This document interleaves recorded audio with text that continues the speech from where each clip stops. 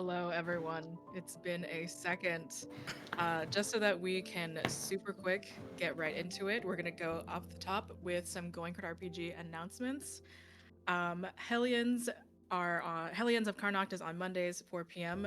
They will also be part of the Spooktacular event that is happening. The Spooktacular being an event on Going Card RPG from the 24th through the 31st.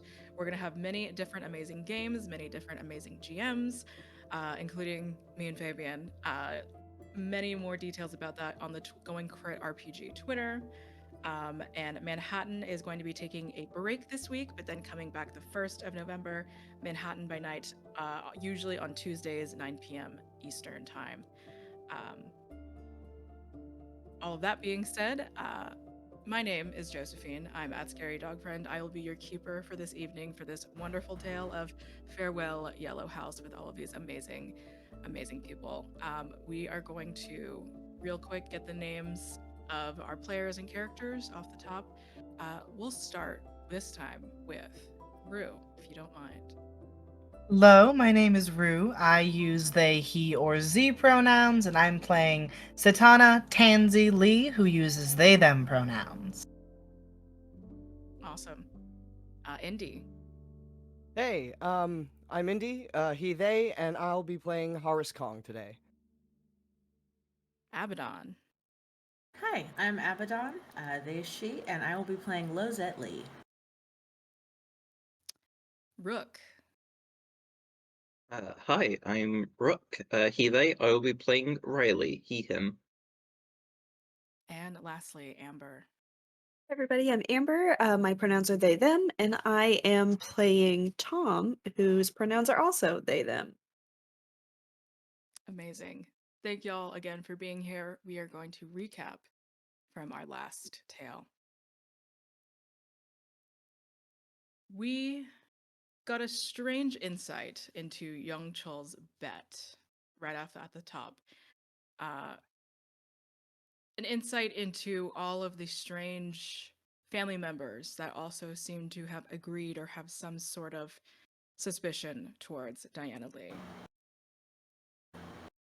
Cutting away from that, as Riley's mind opens up around, it involves the family members around him. A circus animates off of the walls of Diana's room, and we find out just a little bit more about Diana's condition. Diana, her body having hardened, turned into a dry husk underneath the bed sheets. Tom remembering that this was a similar behavior to a particular caterpillar whose shell also hardened as it attempted to speedily metamorphose. The family downstairs continues to get rowdy. Lawyers with paperwork and strange stipulations with which Lizette was also not able to get through for whatever reason.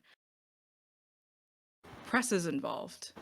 They weren't invited by anyone within the party, within anyone that knows them. But Harris finds out quickly that someone from within the family invited the press in, and the press that was specifically the one with which Harris found employment. No longer, however, because Harris punched somebody and also quit in an amazing feat of standing up for himself. Um, As fights break out, as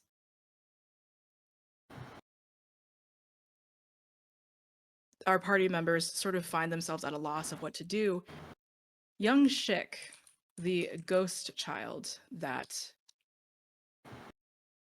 follows Riley around, suggests something. Suggests a sort of big loopy spell, whatever that means. Something that would presumably stop time, slow time down. It required Scythe to take a picture using flash, capturing as many people within that frame as possible, everyone standing behind her, with Riley also sort of in position to take part of the spell. Scythe's mind goes forward, into a shadowy tunnel with which she makes a deal with something that never shows its face to her. And yet she bravely offers her body as a host to it, whatever it was. It laughs, impressed, as it promises to give Scythie answers. Answers to secrets, answers to questions. It is also in that same underground place, shadowy tunnel, where Schick is revealed to be the dead second child of Diana.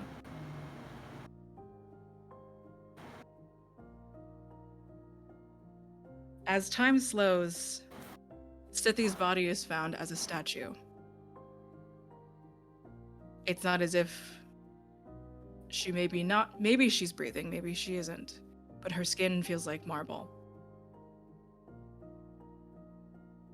The chatelain around the waist of Lizette,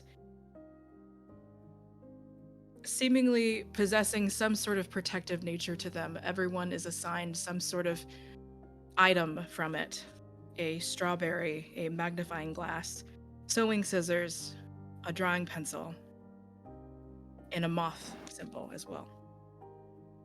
Taking all of these into the garden, they find the one person within the family that didn't seem to be captured within the time spell, that being Young-ho, Tom's mentor.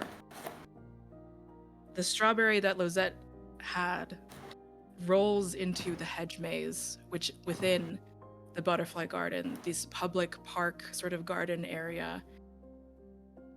But throughout this entire event, the one thing that remained the same was the disappearance of Tansy, Satana Lee. So we will follow where Tansy has been this entire time. Tansy. The last thing you remember,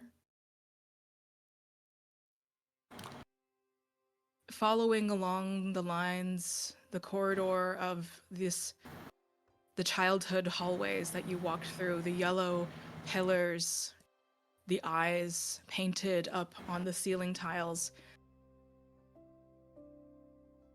When you were looking back up at them again, although you were concerned for your brother, whatever signs that he was making,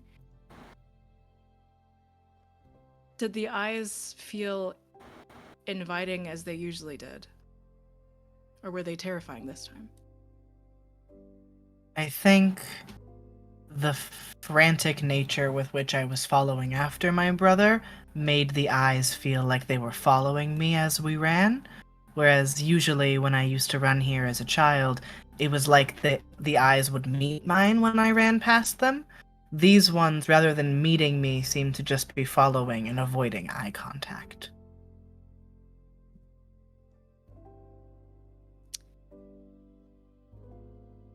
The sort of childlike nostalgic feeling of the eyes lose the feeling that they usually do. There is a door handle that is shaped like a hand outstretched to you, and in a different shape than it usually was, less welcoming and more almost provoking. You answer it by opening it. A vacuum of air sucks you into this door, this sort of space, this gate of sort. And as you pass the threshold, a door slams behind you, and you adjust.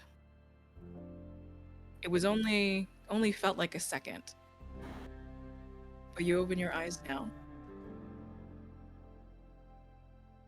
And around you is a shadowy, cold, windy darkness, almost as if you are wading through a shallow pool.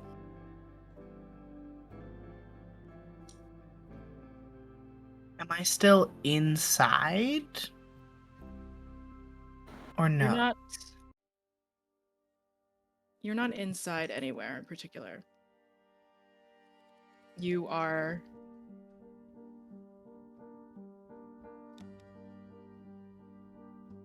almost an encircled tunnel of sorts. But there's no sense of ceiling, there's no sense of claustrophobia. It feels like open air, but at the same time, it's like you're standing in the night sky. You were the only sort of lit beacon in this area. You can see your sort of skin and your clothing as if you were in a lit room, but all around you, you know it's darkness. Am I right in assuming that turning around, there's no door behind me? Turning around, there is no door behind you, but there is sort of a cheap sort of metal rack, some kind of tin that has a parasol in it. A white, I'm- lacy parasol. I'm going to pick up the parasol. You sort of observe it. It looks certainly antique, not uncommon to find incredibly, seemingly old and perhaps expensive things.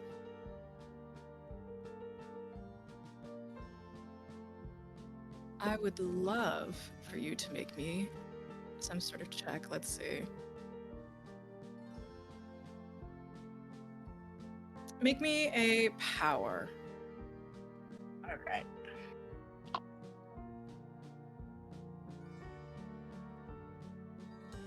That is an 18 out of 70.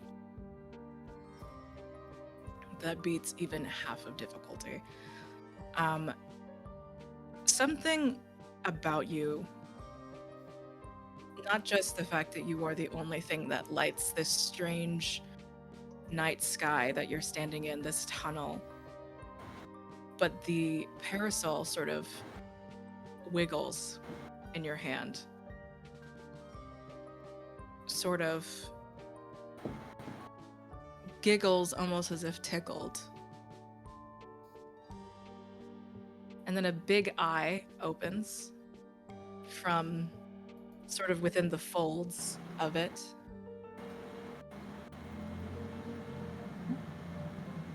Hello? Hello. Oh, good, you can talk. That's better? I actually don't know if that's better. Nice to meet you. I'm Tansy. Nice to meet you. Do you like being a closed-up parasol, or would you like to be opened? I would save opening me for now. Okay. Duly noted. Easier for me to talk this way. Gotcha. Okay. It's nice to meet you. I've never been in this part of the house before.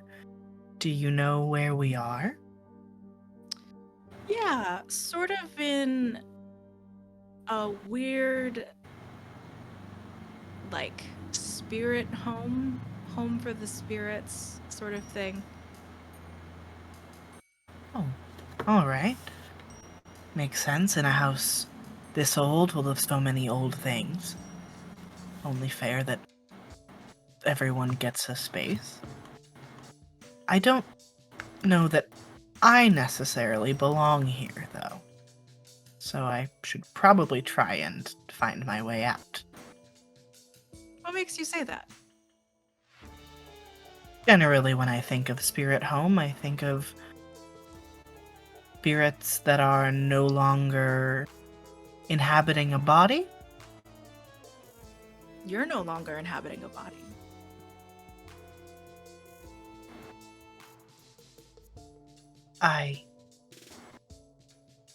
I'm fairly certain that I am. That's how I picked you up. Well, if you're in here, anyone can pick up anyone, anything. You had, you know, it is interesting.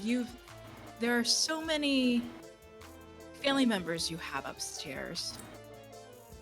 But I think even the ones that you didn't notice have no trouble being picked up.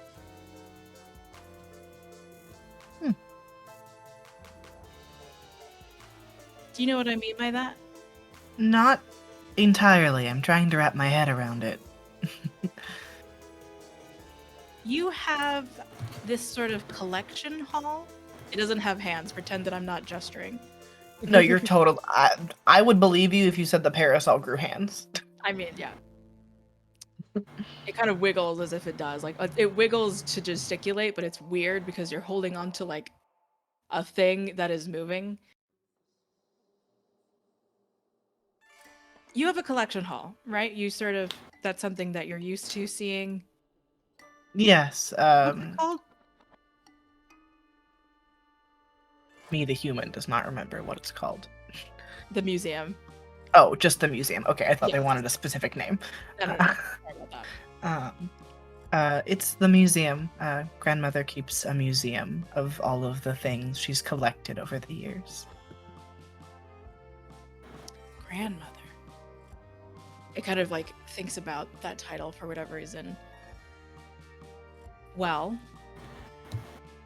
she was telling us before that just as all of you who are fleshy and pink and strange are her family, so are all of the interesting us's that she has. We all live and breathe just as well as you. And we all see. I might imagine you see better than I do. I need glasses. Well, I have been upside down in a tin and kind of here for a very long time, but it is very exciting to meet you. It's exciting to meet you too. I do have to ask, am I the first person who's come through here recently, or did I follow after someone?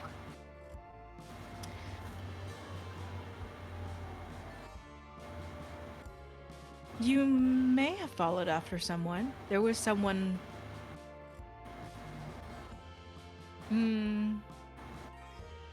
Well, I have to ask. How easily upset do you get?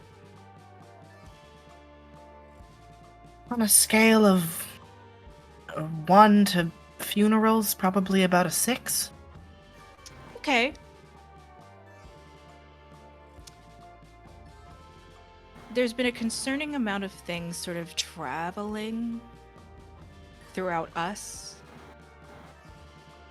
The objects, we'll say. The antiques.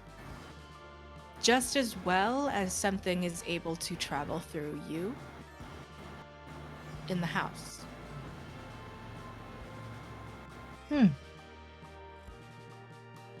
Is it uncomfortable when things travel through you? We suddenly don't breathe anymore. Oh. If something inhabits you, you breathe a different sort of way because you are different. It's your body, but it's a different person inside. Oh, like getting possessed almost. Certainly. Certainly. And that's happened recently. I don't know. I'm not sure through me. I'm not sure through you either, but there's been whispers of that recently. I can't tell time very well. But I do recommend that if you could walk me through down this corridor so that we can maybe get some more answers, maybe get some more people to sort of ask questions. Yeah, of course. And if at any point you decide you'd like to be opened, let me know.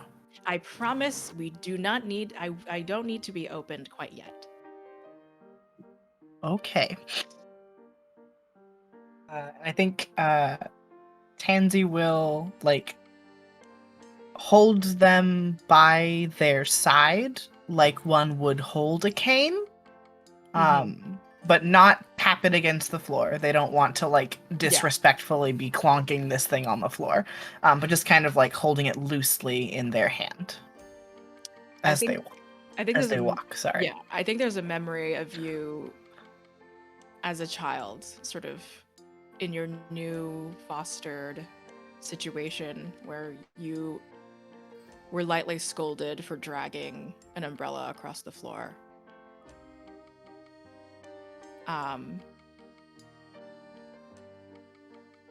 The parasol sort of throughout light conversation, whatever other questions that you have that she will certainly answer. But she seems to be humming. Whoops. Oh no. Seems to be humming.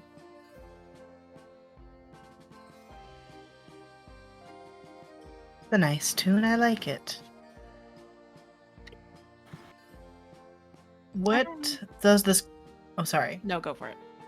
What does this corridor look like? Like, does it have doors? Does it have meaningful things on the walls? Or is it just kind of the same foggy, pseudo, like, windy space?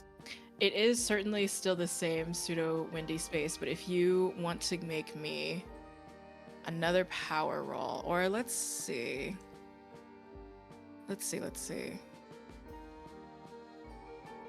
Do a listen roll. A listen roll. If you want to listen or check something out, but if you oh, actually both your spot hidden and listen are really good. So, depending on which sense that you want to use. I think I'm more doing visuals, so we might do spot hidden. Got it. Go for it. 50 out of 80. Got it. The corridor definitely seems to light up some more. It's still very dark. You are still the only sort of source of light you have to really... Well, the parasol is also a new source of light, interacting with it. It definitely gives you a little bit of more reach as well as far as light goes, which is nice, depending on how far away you're able to swing with it.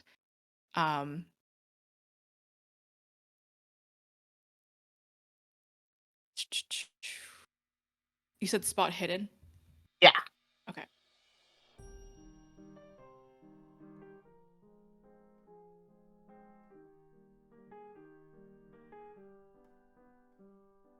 Have you ever lost something in the house? Oh, all the time. Tansy, I think, was the kind of kid who would bring like a sketchbook and a pencil everywhere and then leave it on a flat surface and run off to do something else, and then come back to that flat surface and find that whatever they left there was no longer there, that sort of thing.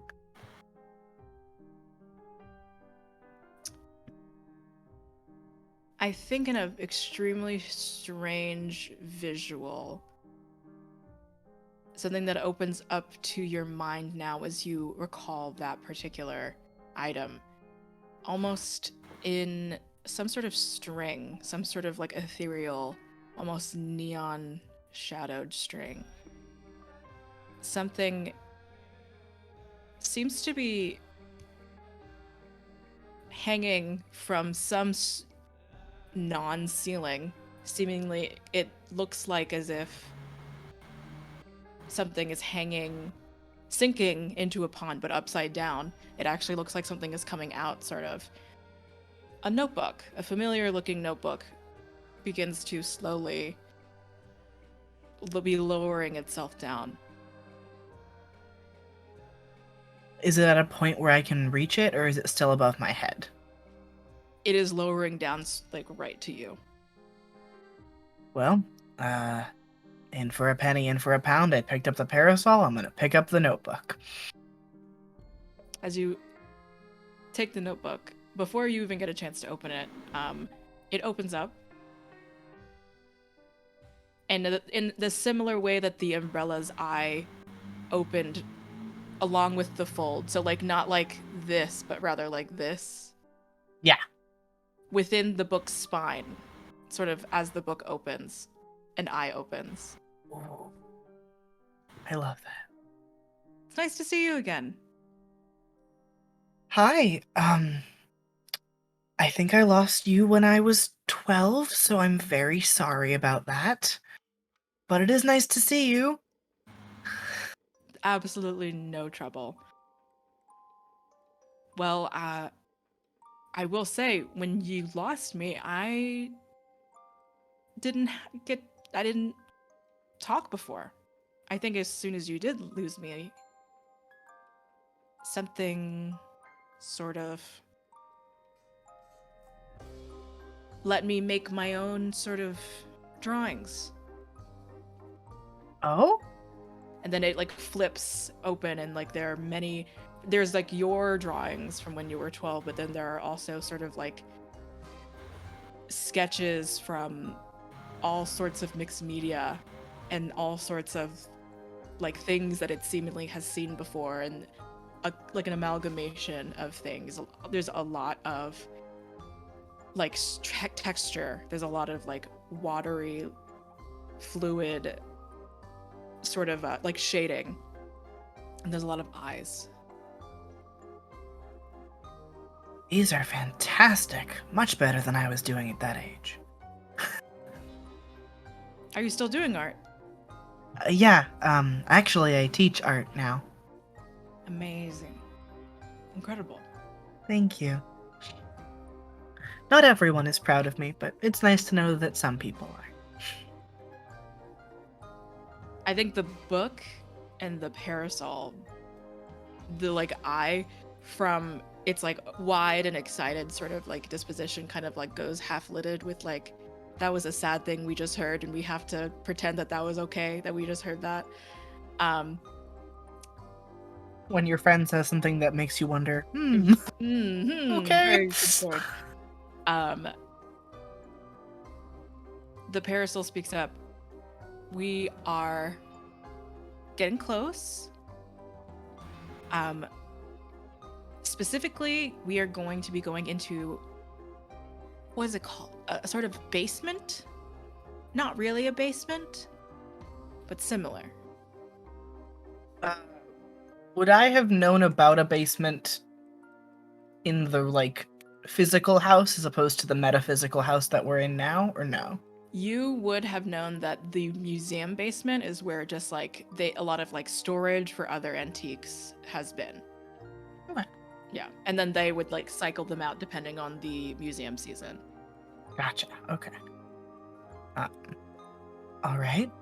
I've never been to the basement or the sort of basement, but I'm excited to see it. And I'm happy to have both of you with me. All right. So I will- There. Yes. Oh, I said I will continue looking for the basement. Got it. Eventually, easy enough with like the book and the parasol kind of just like entertaining you. A door opens. Just sort of like suddenly, like coming into view of just like another source of light just up ahead. The parasol says, "Open me up just a little bit." Okay. I will like take the like little lace thing that keeps them Yep. tied open, and like just gently open the folds. A source, some strange similar feeling to that vacuum wind sensation, but this time it's pushing you through the door. It slams behind you, but what is in front of you is not darkness. It is a strange, filtered, ethereal upper plane above what seems to legitimately be the physical museum basement. But you are standing on air, and there's a more filtered sort of view, sort of light to everything as you were in this like ethereal plane. Are the parasol and book still with me or no? They're still with you. I see what you mean about this being the basement, but also not the basement.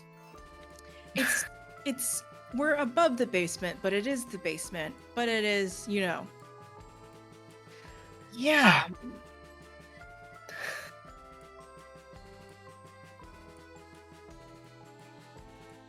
give me a composure roll, super quick. All right.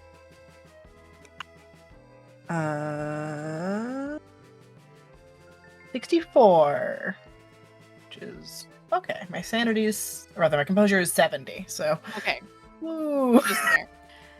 just barely. As a few things begin to happen, it will take you just sort of a second to like breathe. Not for any reason, just because you're going to start experiencing things that you maybe, I don't know if you've ever been in this basement room, but as far as you understand, real life objects don't move around, they don't talk to each other, they don't have eyes, they don't have mouths. But what you're looking at inside of this basement is almost like a sleepover for the Beauty and the Beast objects, the little like household items. There are phones, like rotary phones, grandfather clocks. There are curtains and jewels and little crystal frogs and so many little things that are interacting with each other. A raucous wind chime of sound is someone's voice. Little salt and pepper shakers. Think like not afraid, but certainly overwhelmed by the sheer amount of like noise and sight and sound and that sort of thing. But Tansy is like enthralled by this. Like this is exciting to them. Like it's weird, obviously, and some part of them is probably going to be horrified later. But at the moment, they're like fascinated watching all of these objects interact because they've never thought of objects in this particular way before. Like things have energy and things can have personality, but they've never watched any of those personalities like interact in a way that's so obvious. Mm-hmm. Yeah.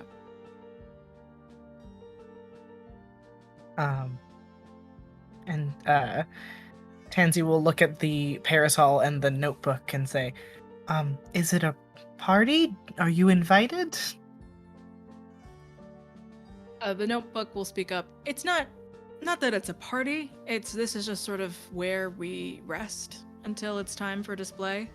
We're not really allowed to be loud. But when we're in here, it's seemingly no one can hear us doing really anything. The parasol speaks up to everyone. What were you going to say? Something? Oh, I was going to say, I'm glad you have somewhere to talk. Yeah. The parasol sort of speaks up to the entire room. All right, everyone. I believe this one is in need of a body. Does anyone have any information as far as this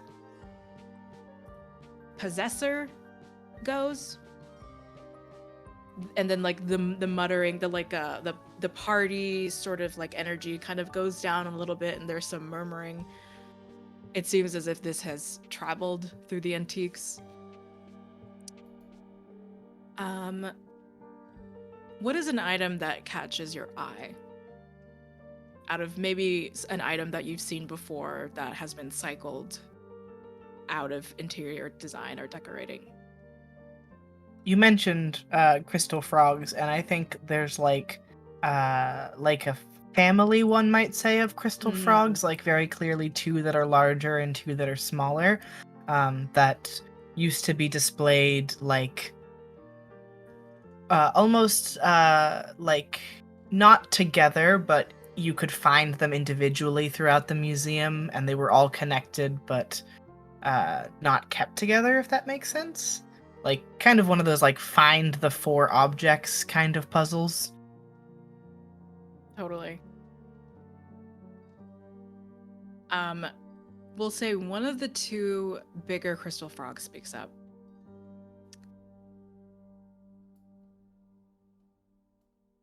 Could you tell us a little bit more about what was the state that your body was last left? Um, much the state that I look now. I left dinner with the family to follow after my brother, or, well, maybe my brother. You say maybe your brother. What is that business about? I When I got in here, there wasn't anyone there, and so I'm not sure if my brother made it through. The other one speaks. The other big crystal frog. Are you sure it was your brother? Maybe not. He didn't say anything to me, just gestured for me to follow and walked so fast I couldn't keep up. The two smaller crystal frogs just kind of like confer with each other. Sounds like a bad sign. That does sound like a bad sign to me. Yes, maybe I shouldn't have followed so easily. There's no trouble in following who seemed to be trustworthy. Perhaps something has possessed your brother? Is that something possible? I mean, possibly. I'm going to be honest, I haven't thought very much about possession prior to, making it here and meeting all of you.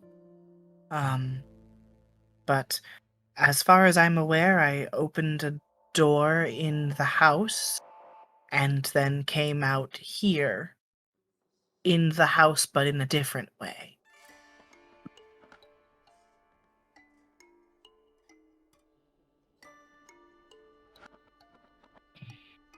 Well, we all sort of like our own bodies. Of course, they're yours. But there may be an answer. Maybe someone you could speak to if they have an extra body laying around. It's not exactly the most approachable. It's a little tricky. All right.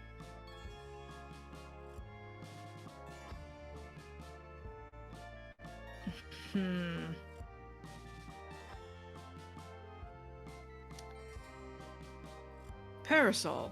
And then refers to the parasol. Isn't there a contact you have? The parasol says. Oh, well. I'm a messenger, but I'm not so sure if our guest wants that type of attention.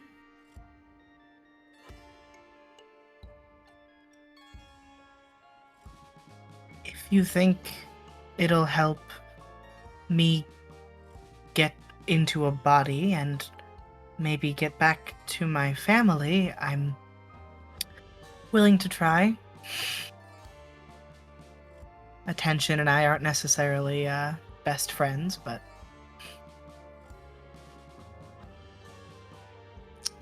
The parasol says, if you say so. Please close your eyes and think of the closest thing to treasure in your life that you have. Doesn't have to be physical or anything, just treasure. okay.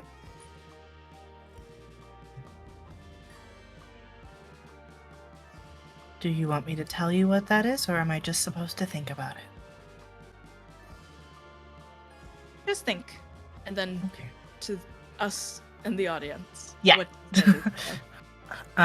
Tansy is thinking of all of the children and teens that they teach at the community center, because all of them have lives ahead of them and lots of space to grow, and at the end of the day, they're who are going to make the space better. So Tansy is thinking of all of the kids.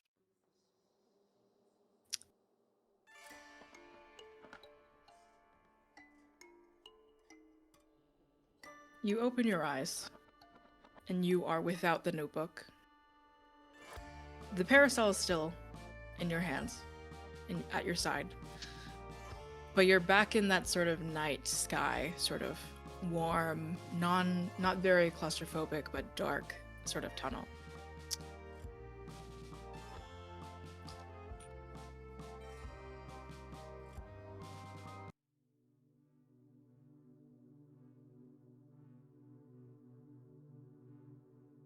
The energy shifts.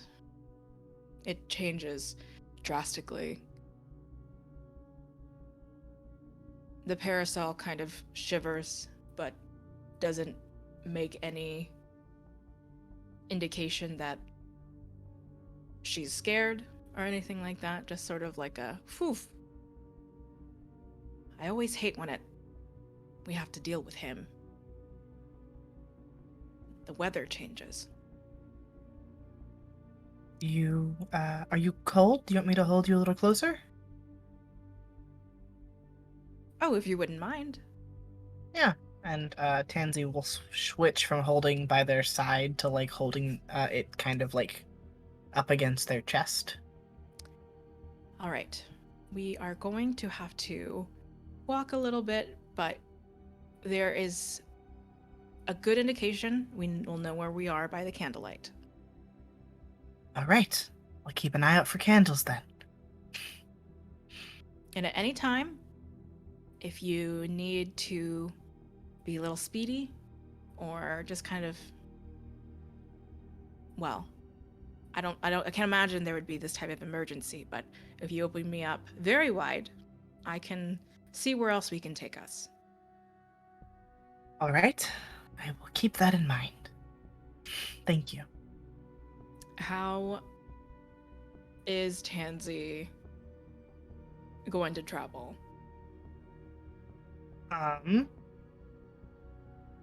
Tansy is not entirely sure what distances are like in this space. It's so confusing. So I think at the very least they're going to start by walking because they get the sense that Parasol doesn't necessarily like having her ability used for whatever reason and doesn't want to like overuse it. So at the very least they're going to start out walking unless walking proves impossible. It's not impossible. It's certainly going to be the most comfortable because maybe getting sucked in and out of certain vacuum tunnels, tubes, it's kind of leaves you a little bit breathless. But the amount of time that passes by seems so long and you're just walking, but it doesn't feel like you've made more than 20 steps or anything like that, but still your mind and your body are having a difficult time linking with the motor functions. Finally. That's just normal.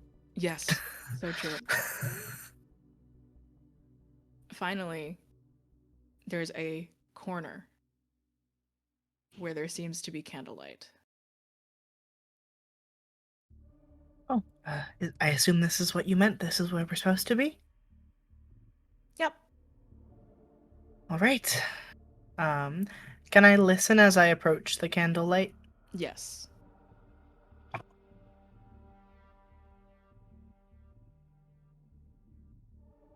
That's a waste of a 9. Very Flat good. 9. Is that under your extreme difficulty? Hang on. Yes. My extreme difficulty is 16. Wow. Okay. You hear I'm God. Tansy is hyper vigilant. They have an Yes. 80 in listen and an 80 in spot hidden. Absolutely. Not so much a waste. Because what you hear as you go around this corner, there seems to be, as we've sort of discussed before, the parasol sort of hums and whispers and kind of sings a little bit to herself, has a very cheerful voice. Yeah. And as you're sort of passing the corner, it seems like the corner, just the distance to the corner seems to be elongating. But also you seem to be just there, but also not just by one step or by a couple more steps. And her humming seems to be coming from not only your chest where you're holding her, but also from around the corner. And closer to the corner that you finally seem to be getting, her humming that also seems to be coming from around the corner, the voice in the range starts to deepen, starts to lower. Not a gravelly sort of thing, not unpleasant to listen to either. But then her voice sort of diminishes, and the lower sort of humming becomes more apparent. And you finally breach the corner, and in front of you seems to be an altar. Is it a kind of altar that I've seen before, or no? It is a very traditional Korean altar, we'll say. There's sort of like, there's a picture, there's candles, there's an engraving of sort of like an epitaph, sort of like a nice sort of table set up. The candlelight's shadow seems to specifically be hitting this one wall. Somehow there is walling in a corner in this area that you're in. The parasol hasn't spoken up for a long bit. I am going to approach and just like gently kneel in front of the altar. Mm-hmm.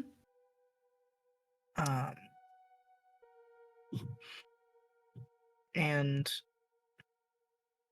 for my personal edification, would it be disrespectful to speak to the altar or no? No. Because Tansy would know, but I don't. It's, Okay. it's very, very. I think you would understand that maybe from the funerals that you have been to, it is a very like social occasion. There's drinking and there's offerings. There's games that are sometimes played. Children kind of swim if there's a river. Um, speaking, it's sort of like, oh, like this is definitely something you can do. So I'll just kneel down very quietly and say, hello. It must get lonely out here, so far away from everything.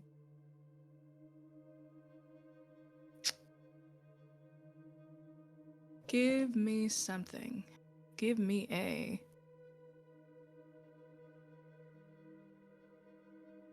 Give me an occult. Okay. No. It's a Okay. 97. 97. No answer. You're just sort of sitting in a very long, short silence. The parasol doesn't speak up. The candles flicker. The shadows, after a few moments, begin to very slowly begin to turn into something visible on the wall, almost like a shadow puppet show. Maybe you and your kids have like had bonfire shadow puppet story times. And a figure, tall, a strange snake-like appendage, moving throughout the shadows, something seemingly folding its arms, staring down as you sort of kneel in front of this altar. A smooth voice comes out of nowhere. Doesn't echo or anything as your voice is or as the parasol's voice was. I heard you were looking for something. Yes, I would say my body, but if my body isn't available, a body might be nice to have.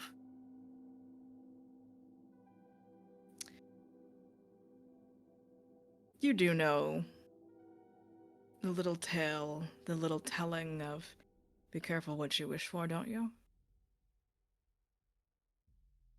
I do. Everyone has to be careful what they ask for, and if you're not careful about how you ask it, you might get what you want, but not the way you think you do.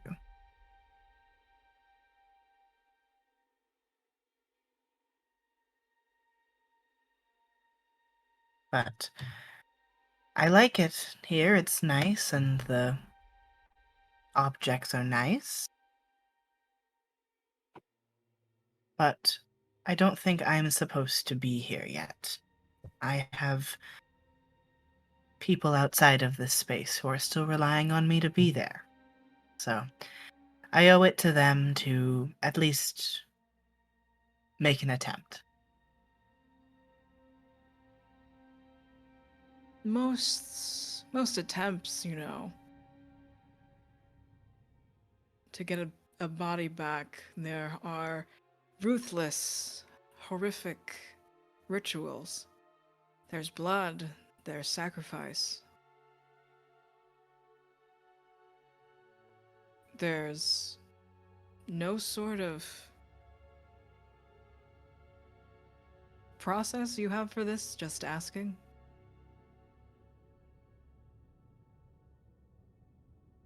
In every horror movie I've ever seen, a ghost generally vomits into the mouth of a person, and I can't imagine that's how it goes. It can be. It's not how I go about giving anyone a body. I mean, I would think that if I were to find my own body, because it's mine, it would be easier. Yours is being used at the moment. Oh. Well, I guess part of me says better than sitting on a floor, but the other part of me is wondering what's using it. Maybe someone who needs it more than I do right now. The shadow laughs. But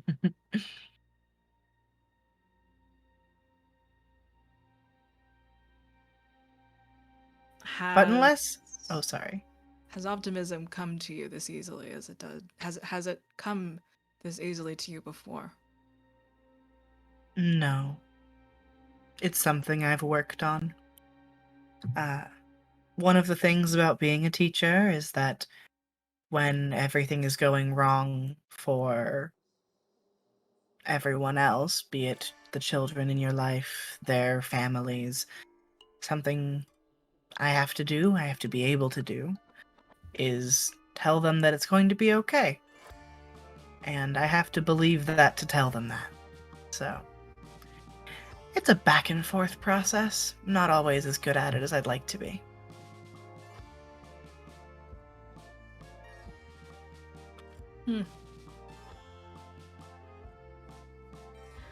Well, I can't tell you who's using it if you don't have anything to offer. However, You said... Yes? Oh, I was going to say you said blood, but if I don't have a body right now, it's hard to give blood, I think. Definitively, you cannot give me any blood, that's true.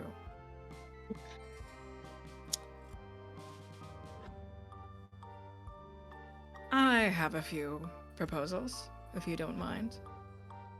Happy to listen.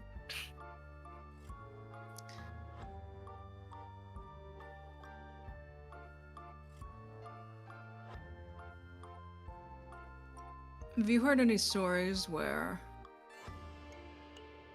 there are angels or some sort of sea creatures that have a skin that they must don or doff? Yes, like the seals, like Selkies. Certainly.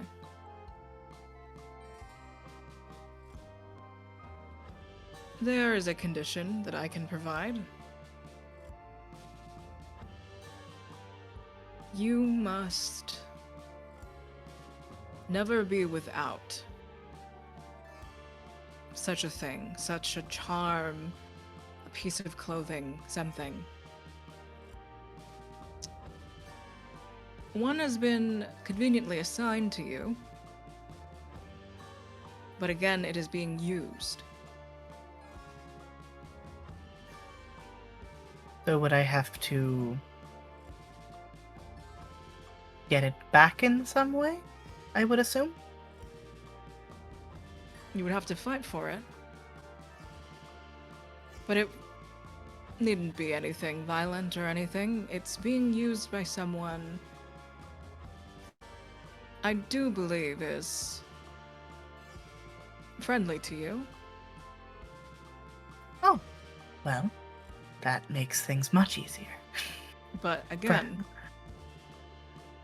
if you are to lose it, if it is to belong to someone else, if it is to break, such will be the state of your life once more.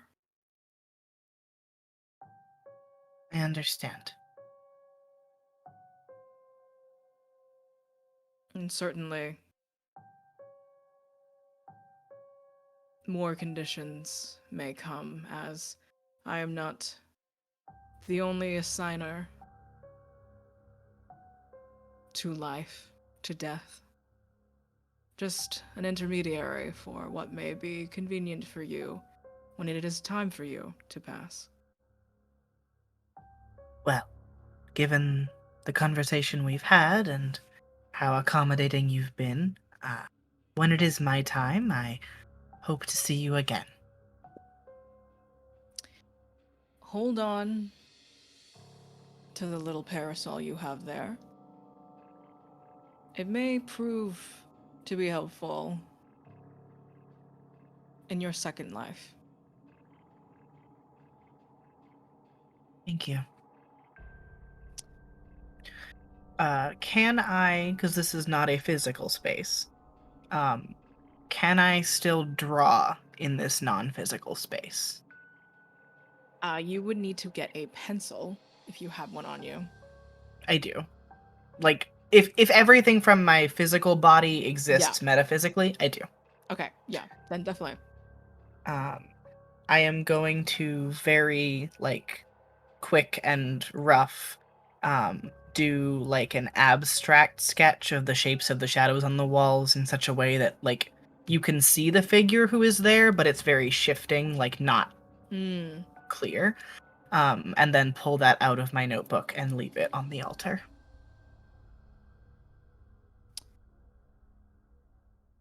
I think as your proximity to the altar, there's a picture of a young boy.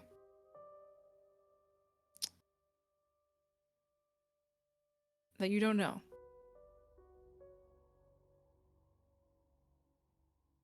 You leave it there. The shadow figure, the entity, essentially just tells you you'll need to fight for something, or wait for it, or God knows how long that might be.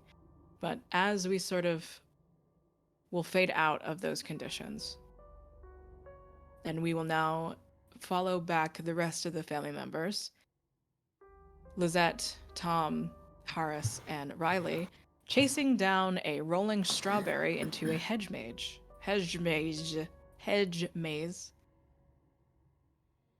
It's not rolling down fast by any means.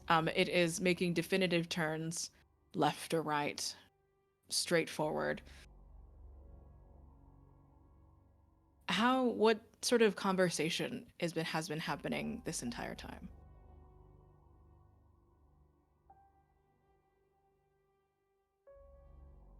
I think this is Riley saying this to the other three.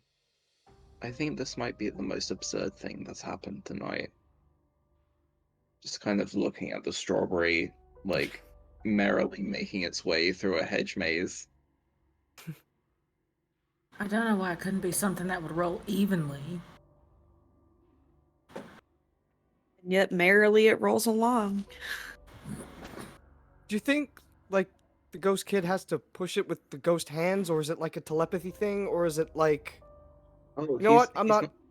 He's not here. That's Oh, what's happening. Oh, okay. I He's- made an assumption. He's not here, right? Nope. No, that strawberry's just going. And it go. Are we gonna follow it? Maybe someone else should follow it. Lozette has already just taken off around a corner Yeah. and is determined not to lose sight of the strawberry. Yep. Truly, after maybe like 10 minutes, which it feels like forever, just following a strawberry in this hedge maze that you don't remember also being this far in. It has certainly grown as the strawberry has gone through it. How does it feel to be in this hedge maze through perhaps Halloween festivals or strawberry pickings?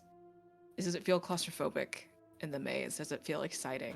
What is the sort of child to adult mindset that we're dealing with between the four of you? Holy shit, raid. I know. Wow. Holy shit. Oh wow. Oh wow. Yeah, no, sorry. I was distracted by the entire thing and didn't hear like any of that question. No worries. Between the four of you, how does it feel to be back in this maze? In terms of again, this childlike approach to experiencing the entire house, or in a very frantic, present adult sort of way. Were you a child that puzzles made you cry because you felt dumb, or you got lost all the time? Yeah. I think Horace was the type to never go in the hedge maze alone as a child. Like, he would always probably tag along with whoever was taking the initiative to either go play in there or somebody running in there on a dare. And I think what he did, he'd always make a big deal out of it, along with whoever else went in, but secretly he just never wanted to be caught in there alone. I think the only reason he's not more freaked out about following the strawberry in the slowly looming hedge I'm doing it too. Hedge maze is that there are other people around him at the moment. Yep. I think for Tom, I think when they were a child going through this, well, not even a child, because they were like a later. Oh, we lost. We'll roll Brooke with again. Okay, yeah. I mean, Tom being introduced to the family a little bit later, was probably going through the maze just lackadaisically, like taking, kind of almost as like a reprieve from like the hustle and bustle of like undergrad, and needing to like wind through the maze aimlessly and like at their own pace to kind of go like, work out some stuff from their papers or whatever. So yeah, I think it's just like, they kind of know the path from the many hours they spent like just kind of aimlessly wandering through the maze. It's a very familiar feeling for Lozette, I think, who has her right arm extended to touch the right side of the maze and is sort of just trailing it along the leaves as she goes, though she is, excuse me, moving as quickly as she can to keep up with the strawberry. I think there's this very familiar burn of academic frustration as the maze doesn't end where it's supposed to, that echoes the same frustration she had as a child trying to figure out where the maze ended and how to get all the way through without help or consulting her grandmother. I think she knows that they should be there by now, and that something is obviously off because everything is off, but it's not an overwhelming thing, it's not a stressor. There's this feral need to get to the center of the knot, so to speak. And Riley. Question. Yeah. Did Schick die after they moved to the yellow house, or was that before? The first generation did not like maybe the youngest two or so got to like experience the yellow house being built, but most of them were still in the old Lee house in Korea. A lot of the second generation was able to be born and live in the current Yellow Manor as it is. Okay. Well then, for Riley, I mean, this specific maze holds no memories for him other than like maybe last year curious about like what was in the garden. And I think because the strawberry is kind of like marking such a clear path through it, it doesn't even register as a maze to him. It's just like we could be following this strawberry down like a straight corridor for all he cares. Like this is the path, and we are following it.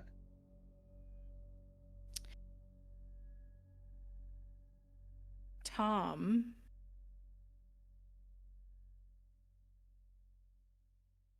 give me a spot hidden or listen. Okay, sick. Spot hidden.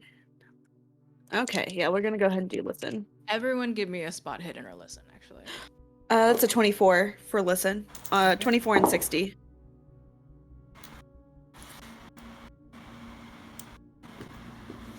And I can spend luck to reduce the result of the roll, correct? Yep. Cool. I'm gonna. Oh, go ahead while I spend my luck. Cool. I got a 55 over 70 for the listen roll. Got it. I got a 40 on a 25, so I don't see anything but that strawberry. Got it. So focused on it. With the luck spent, I got a 1. Oh. I rolled a 3. Whoa. What was your what did you use? Listen. Listen. So it's a 1 on the 75, but it's a 1, so you know. Okay. You hear God. Okay. Got it. Okay. We'll start with Tom. Yeah. Almost like a glittering sound of wind chime. Something sort of associated with the more like butterfly centered like science sort of area, like something to get some sense of like the wind patterns and like how to take care of the butterflies and all this sort of stuff. That's sudden association. You sort of turn and Lizette straightway just like following this thing, not listening, not grasping any sort of extra thing besides the strawberry tumbling down.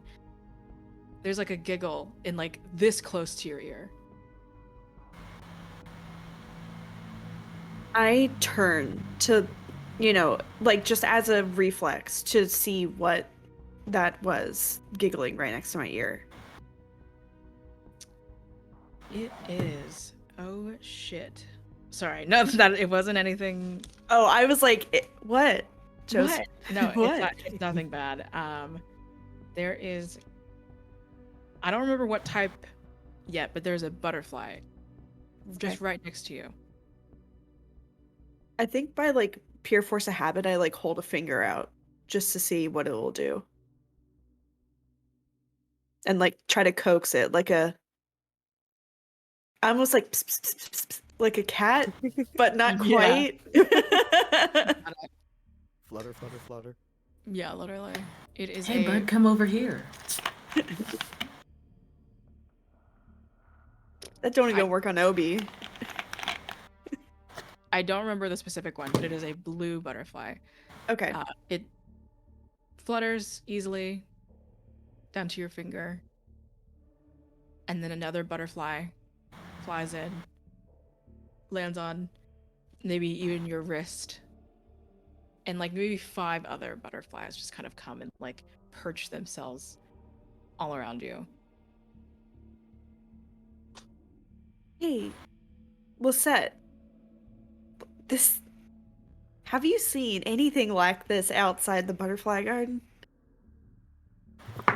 Losette turns so that she is sideways, trying to keep one eye on the strawberry and one eye on the rest of her family.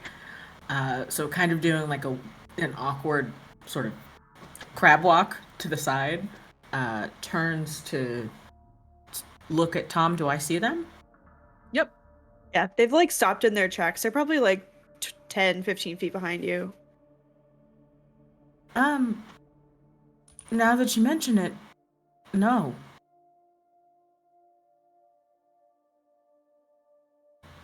I think like the hearing Lisette say that kind of takes me out just a little bit. Like, wait, yeah.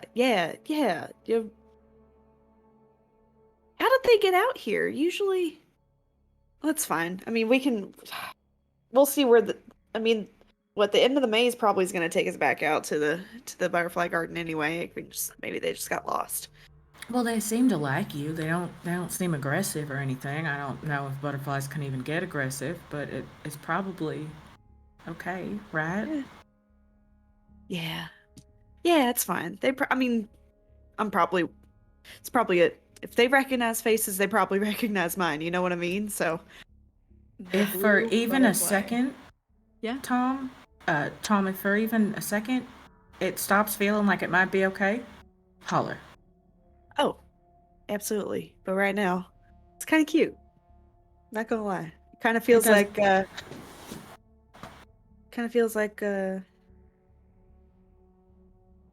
grandma's with us. Grandmother's with Suits us. you. Yeah. One for each of us, right? 5 of them?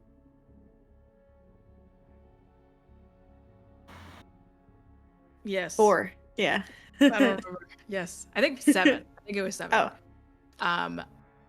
The blue butterfly speaks and says, "We do remember you." Okay. See?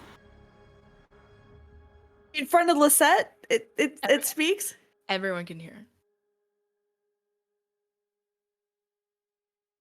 Right, this is weirder than the strawberry, yeah. I guess they were just coming to say hello. Super quick before we get onto that. This all sort of happening all at once. Horace. Mm-hmm. There's like a loud, messy sort of like rustling on like the other side of the hedge. Kind of like wings flapping. Like big wings, like bird wings, or like Big bird wings. I think Horace probably just approaches it super slowly, especially and is it physically rustling or is it just like the sound of the wings itself? It seems like something is like pushing its way into your side of the hedge. I think if it seems like if it's coming at a relatively rapid pace, I think he might just turn to face it and wait.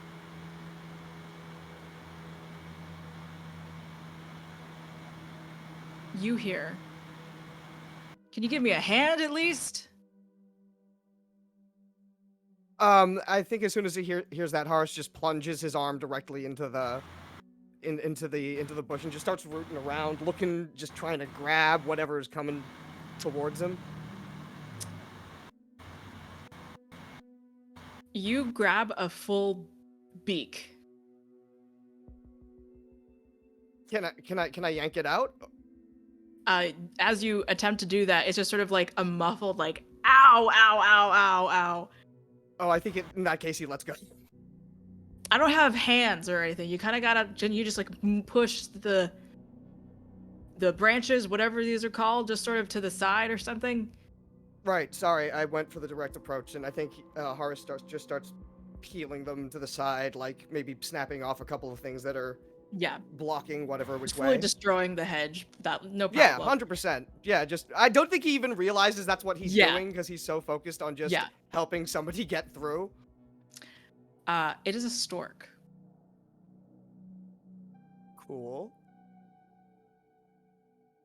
Everyone now hears and sees a big talking stork. I think instinctively I guard the butterflies from the stork. Just kind of like just kind of take my free arm and just like cover the butterflies. I think Horace just looks at the stork directly in the stork's face and goes, "Not sure why you're here, but I'm pretty sure none of us are trying right now." Trying to do what? It's a kid's story thing. Don't worry about it. Ah! Got it. Gotcha. That's right. I don't even know if a stork would know about that anyway. So that's on me. It's on you, Horace. A stork has 7 butterflies have entered your party. A giant, not a giant, like a stork is just like a generally like pretty big bird. Enters They your are party. big, yeah. Yeah. And Riley, with your 1 listen. Riley is, at the moment, is like so distracted by like the fact that literally like an hour ago everyone was freaking out at like the ghosts in the room, and now they're just like taking this in stride, and I'm like very proud of them. Yeah, And absolutely. then I hear God. Yeah, then you hear God.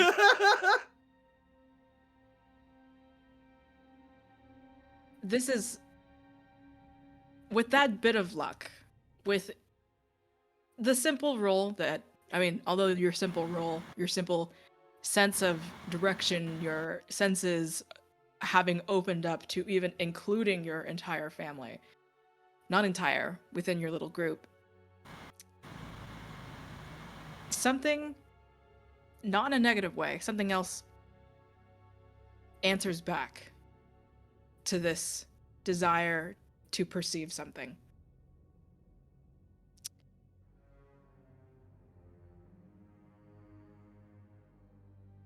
In an older man's voice. Hello, Riley. Who I think it is. I turn. It's in your head entirely. Hello, I say in my head, and not out loud.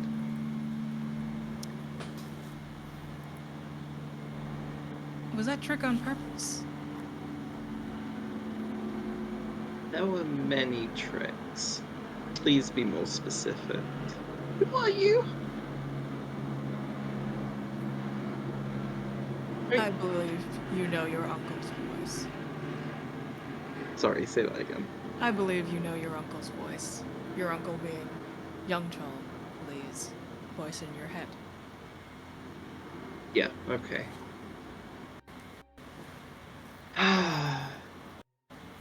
Be more specific.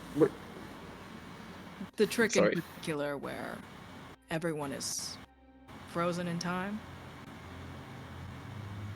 You seem to have killed poor Forsythia.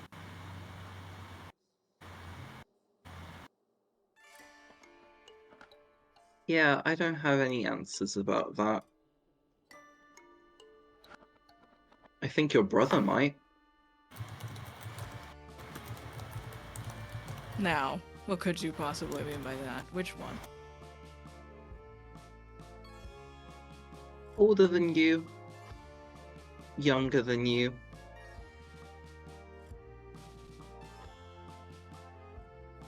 Was that too cryptic? Are you implying you know something that I don't know, Riley?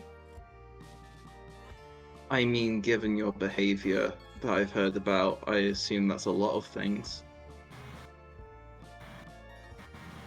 I think even in your mind, you can hear him kind of like suck his teeth a little bit, scoffing a little bit.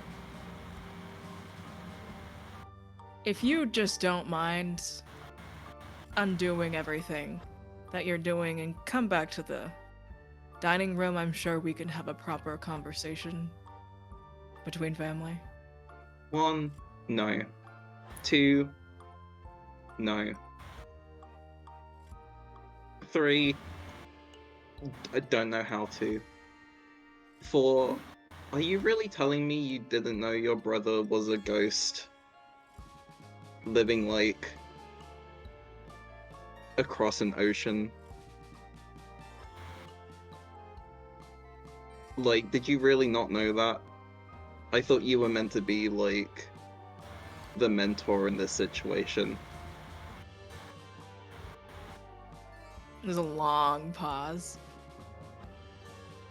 There are things that can escape even the best of minds, Mm-hmm. which includes Alice. She's still frozen, certainly, but if you don't want anything to happen to her, I'd really like to have a conversation with you, Riley.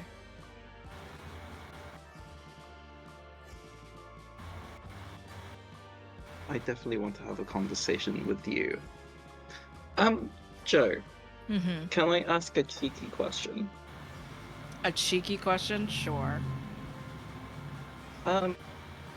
Does this count as me being able to speak calmly with young Cho? To speak calmly? Yep. Yes. Can I enthrall him? Yes. It'll be slightly difficult because he's not in front of you, but it is possible. Oh. Do you want me to roll my composure loss first, or shall we do the opposed power roll? Let's do the opposed power roll.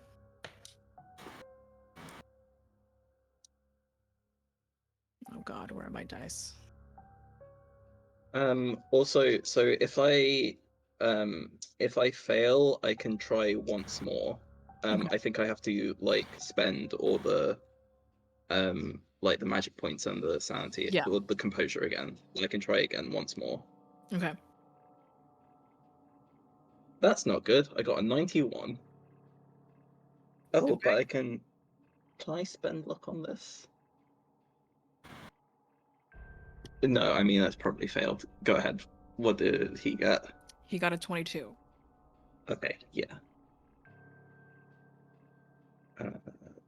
16. Let me roll my composure loss. 3. Okay.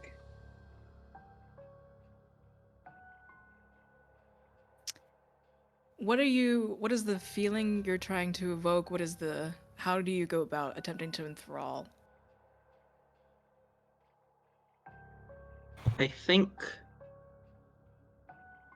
it's almost like I fade out of like existence kind of like slightly. Like my being is watercolor diluted. And the part of me that is not here in the maze appears before young Chol, and kind of like almost like the idea of a ghost trying to terrify and stun someone is what I am trying to evoke. And just using this conversation as a connection to him. Yeah. What you receive back is almost like a temperature change migraine sort of pain, a piercing feeling of lightning just going straight through your scalp. Not actual lightning, just a strong pain, almost feeling like severing your brain in half. That type of pain, rattling kind of through your ears, ringing slightly. Young Chul laughs. Not loud or anything. I think how the second attempt is kind of like in the narrative is because of that brain lightning, the half of me that is in front of him is still there. And like rather than being me, Riley, it is kind of like something darker, something colder, something that I've been able to tap into for the past like 5 years that is like almost this kind of like cold water that's been locked in a bottle that is kind of like spilling forth. As I make another attempt at it. Go for it. I'm gonna. Okay, I only lose 1 composure on that. Amazing.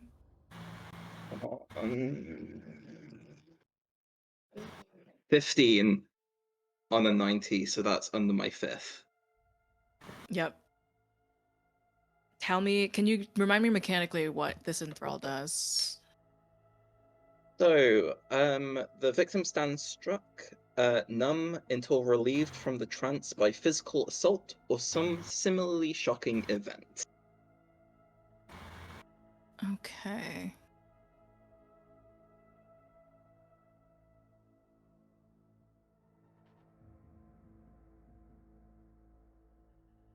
Young Cho's laughing cuts off. And you don't hear him anymore. And as far as you understand, that second attempt of yours, that second chance, caught him extremely off guard. And certainly he is somewhere in the house, wherever he is, standing frozen. Riley kind of like snaps back into himself. Like once again, kind of like undiluted and like saturated on the page of this reality.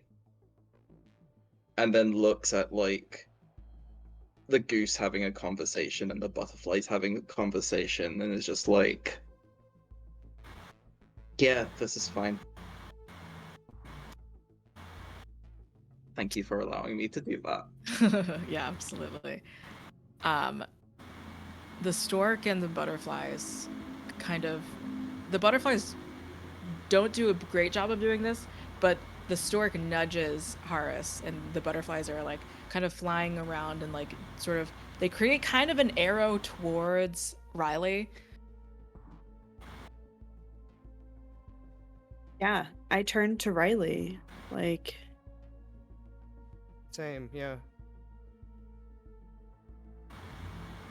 The stork says, anyone not feel any of that? I'm still trying to kind of roll with the punches with the last hour or so. I look to the goose. These lot saw their first ghost like literally an hour ago. They're learning. How much of that? Oh, go go ahead. ahead. No, I was just gonna make a dumb joke. Continue. I want to hear the joke. Tom was gonna think back and like, do I remember tasting absinthe in the cocktails? Like, was there opium in there? I don't know. The butterflies speak up. Well, we all came here to sort of direct you, but did you need our help still? You have someone. Well, all of you can do that. Maybe. Maybe all of you can do that.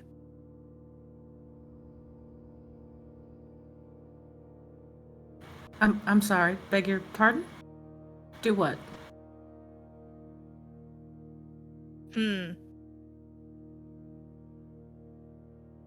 What magically would all of you maybe really like to do? Do you want to scare people away? Do you want them to listen to you? Do you want their legs to fall off?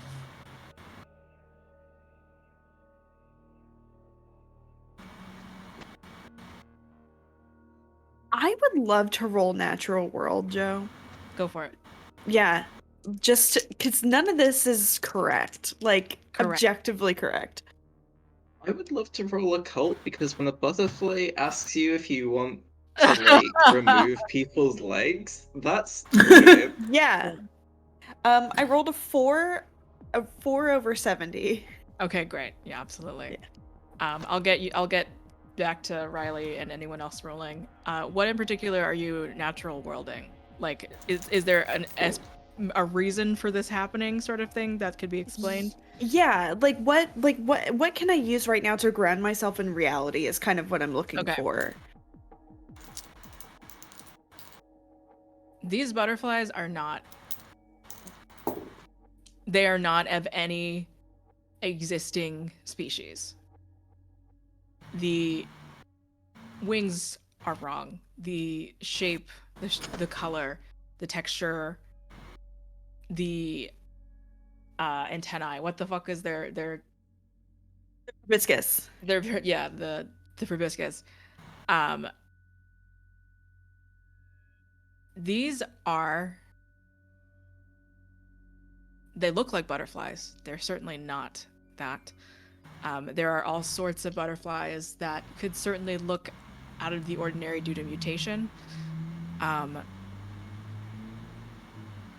It's going to be difficult to ground yourself, but something I think that maybe is catching your attention, especially with that roll, is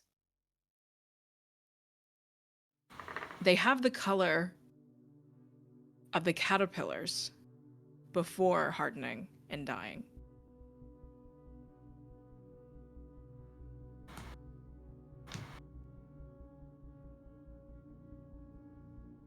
Hey, I know y'all want real butterflies, which is fine. I respect you. But you said that you know us. I say directly to the butterflies. We know you, Tom. You know me. How do you know me? How long ago have you... When did you start your school? Been like 8 years. Well, I think ever since your first class where you handled us, we've been there. Butterflies don't live that long. No. However.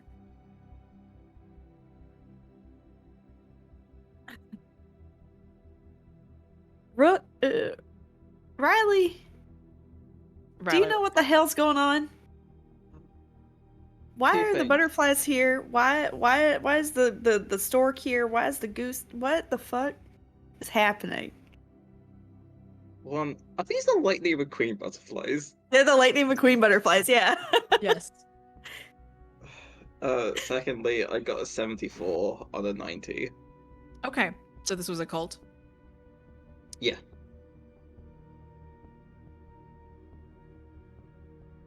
These are... The butterflies in particular. These are not necessarily good or evil. But in the same way the stories of fairies sort of go, they are tricky. They have like a very... As far as like a...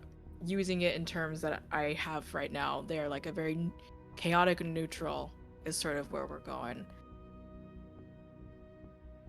And they seem to not be here for any... They said that they were here to like help. Really, it's more like play. Maybe help if that comes around. We'll say just kind of easily enough the stork can be involved in that. The stork is sort of here maybe to help more than the butterflies. The stork has a mission. the stork kind of spiritually means more to Horus.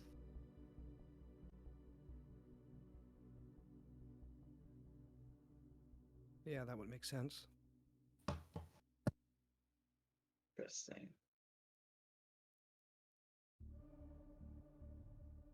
I think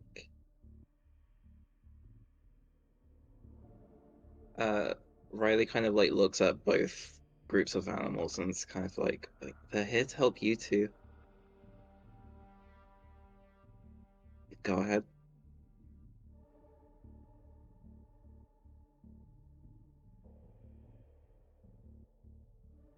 What about for Lisette? Lisette, have you been still are you like, what is your situation? Have you continued on to the strawberry? Have you stopped at all? Lizette has stopped about halfway through the fray, but has been standing unspeaking, watching the strawberry. Okay. I think the strawberry does stop as you've stopped. At this point, Tansy, give me a power roll. Okay. That's an 8. Very good. 008. Got it. Okay.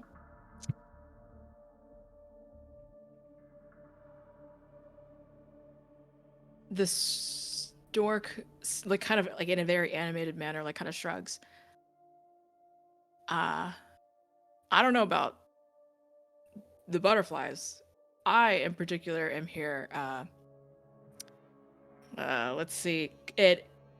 I think there is more noticeably sort of like a satchel around it. Um,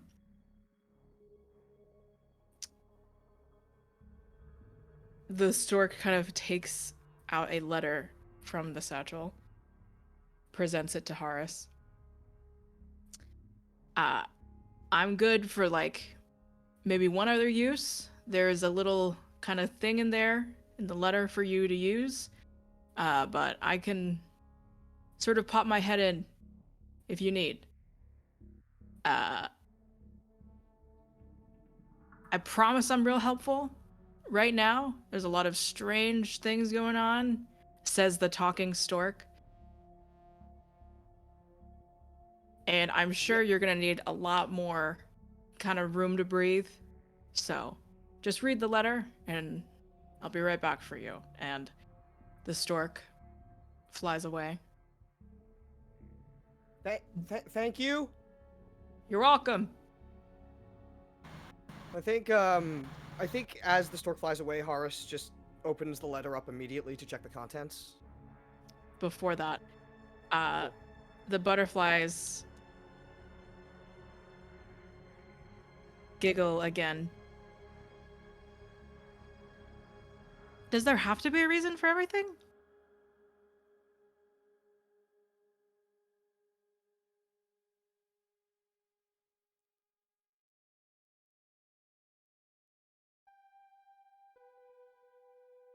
I mean, that's a pretty heavy question.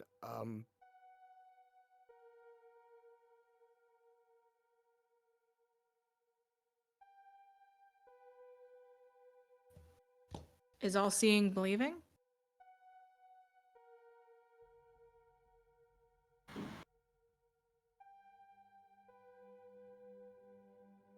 I think we're at a point where we don't really have a choice but to accept what we see right now, between you and me, Butterfly.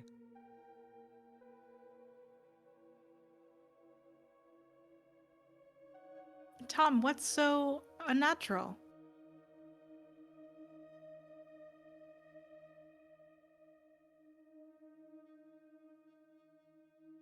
It no, no, none of this is. I mean, yeah, all seeing is not believing. To answer your question, it takes other. It takes the acceptance of other senses for me to fully believe it and experience it in as many senses as I can. But what I don't understand is that I'm having a full ass conversation with butterflies that don't quite look like the butterflies that I've come and interacted with and made my life's meaning. That I've handled physically, but no, I don't. Oh God, I don't.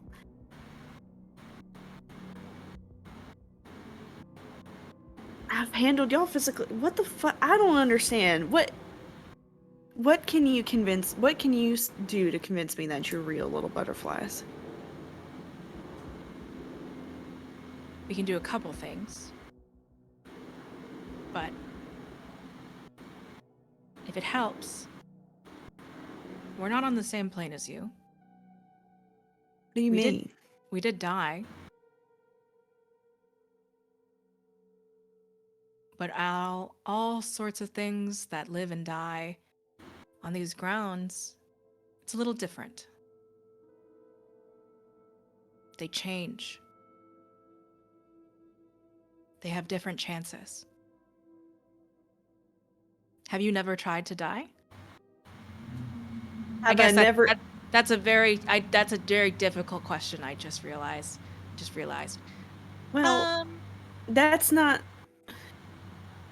Have you never have been in mortal danger or anything like that?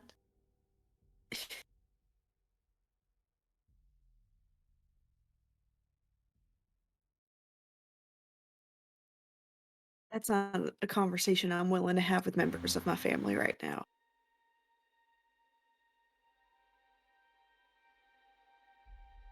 And just before we get to the contents of Horace's letter, Tansy's power roll, and Tom's hesitation to answer the butterfly's question, albeit a Lightning McQueen sort of colored, Child. styled butterfly, we're gonna very quick take a break, 10 minutes or so.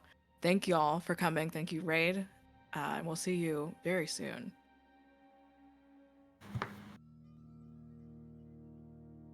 Welcome back. There are a few things to wrap up. Also, team would love the help also to make sure that I remember. We have a letter for Horace. Yep. We have a letter for Horace. I rolled a power You roll rolled a for a power. reason. Yes. That's right. It doesn't come back. Sorry. That's fine. Cool. I'm happy to sit here and watch the butterfly conversation. Cool. Got it. Honestly, Tansy in the Apocalypse is an anime I would love to watch. God. The butterflies also needing to prove something to Tom.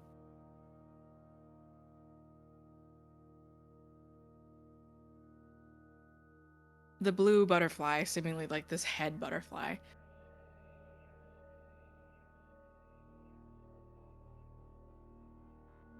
I don't really find that we are as unnatural as you think. Although we are modified, we have been modified by you to help your causes. In general, we have always been here to guide, to give lessons. Even your items, your antiques, they call them, they are here to help. And we are going to show you the ways in which we can help.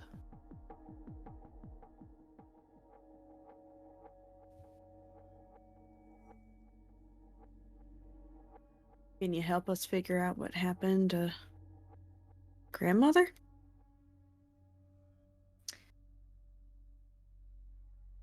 We can show you another way to help. And I think immediately the butterflies will zoom over. Well, they very, not zoom as in like they very like gently sort of flutter over to the strawberry. Sort of passing by, they say hello, hello, hello as they pass by Lizette. And they sort of flutter down to the strawberry, focusing on it. All of them sort of put their bodies on them, sort of like their little legs, all kind of beveling into the like little engraved holes of the strawberry charm. Cutting away very quickly to Tansy. You rolled an 8 or a 5? An 8 Okay. out of 70. The shadow person, I think they're given some time in between saying that there's going to be, sort of an ordeal to go about it. You sort of wander about in this spirit world. There's a moment, I believe, where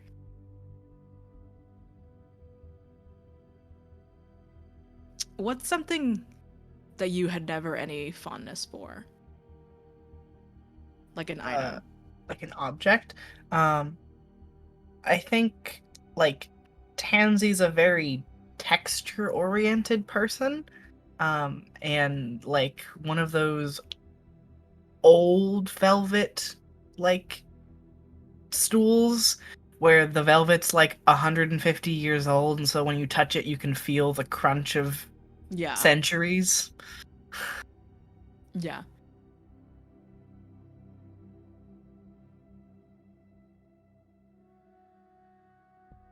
Something comes hurtling down, not so much in that string, that like gentle sort of coming down, but almost as time chronologically things start to happen, something hurtles down at you.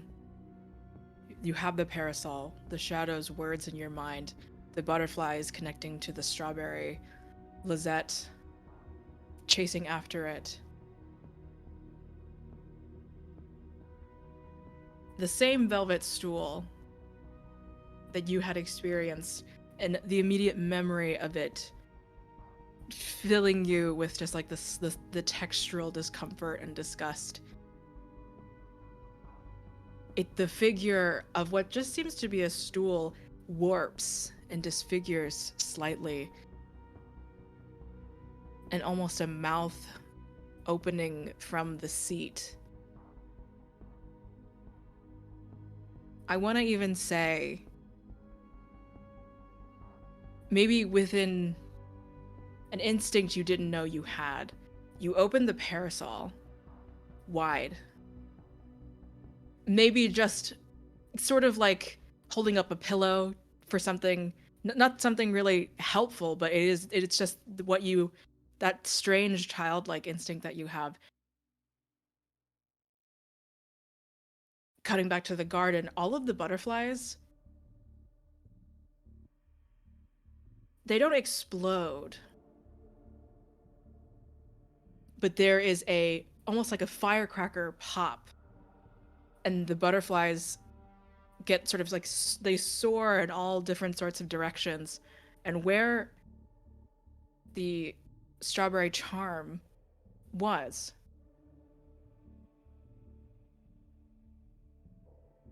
you now find Tansy.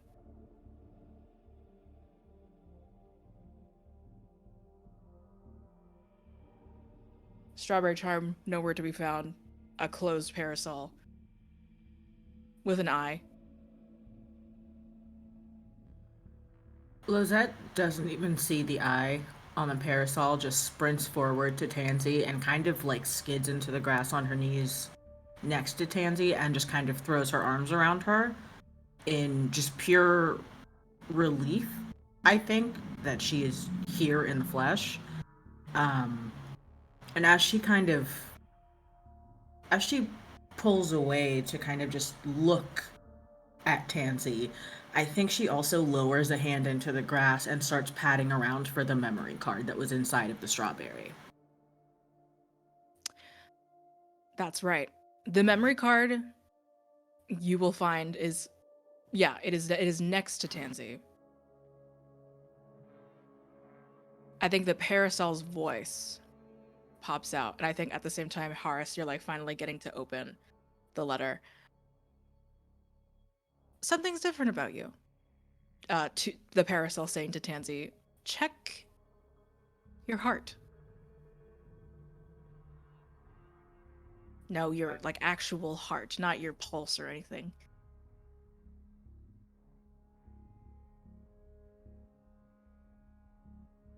I think you'll look down, kind Yeah, of like moving wherever whatever clothing is there, and you'll notice that almost kind of like the insides of like some kind of robot, some circuitry or something. The strawberry charm now beats visible, not outside of your chest. It's there's like a sort of open hole. It seems for however reason it seems secure. But your heart beats through this strawberry heart now. It is glass. It still seems fragile. The parasol sort of excitedly kind of moves around. Welcome to your second life. thanks, and thank you for helping me get here.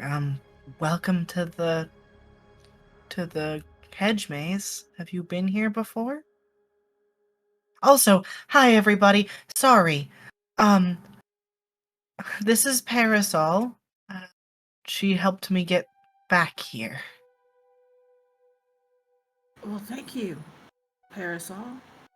It's very kind of you.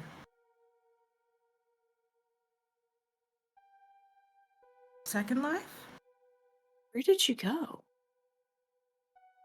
Um, at dinner, remember, I got up because Right. I thought my brother needed to talk to me. Um, I followed him down the hallway. He wasn't listening, wouldn't say anything. He turned a corner and I tried to follow, and there was a door. And when I opened that door, I wound up in a different place, like a spirit world, essentially.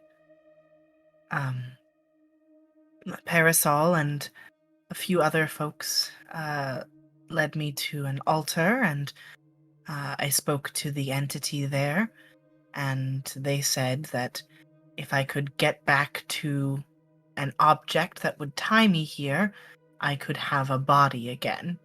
I suppose that's this. Um, ap- Apparently, my body is being used right now, which is a lot to take in. I'm going to deal with that later. Does it still look like you, or is it just your matter that's being used? Tansy will look down to the parasol and see if they know the answer to that question. Absolutely no clue. Where it stands, no one knows anything about what that is. Horace. It is a familiar cardstock stationery. The ones in your drawers. A seal wax with a stork. The golden accent. You open it.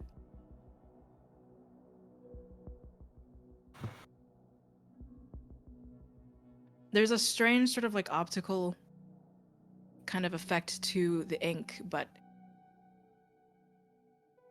I think in like a certain sort of light, you're able to adjust it maybe. And it says, it starts. Dearest Horace,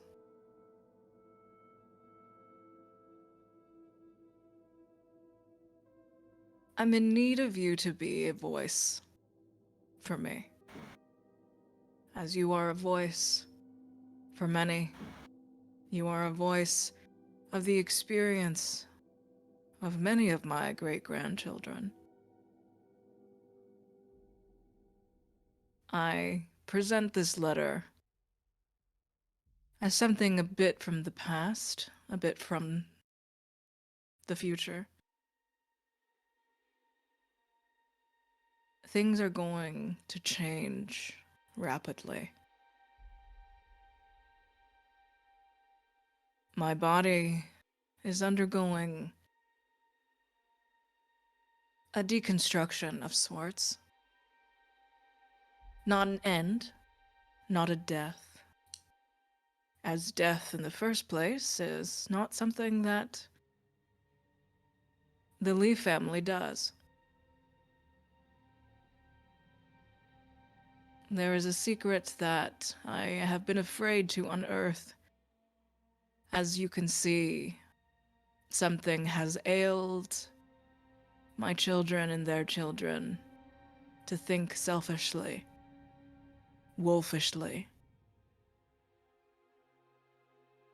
It is a quality that we are not born with. But the closer to the source of me, it is a shameful burden to all of you.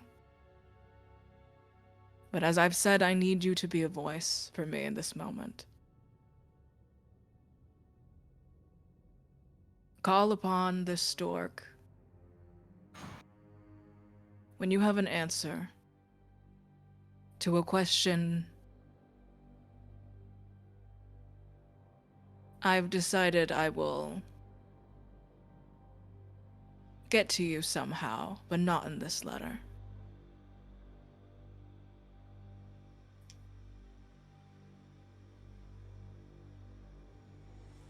And I'm sorry, I'm pausing. Adjusting that golden sort of like accent. If you are to die at any given moment after my death, because of the prices that I have paid, you will be given a second chance. For some of you, maybe another, if you can play your cards the right way. Be wary of those of the first or the second that may have found out that they, in fact,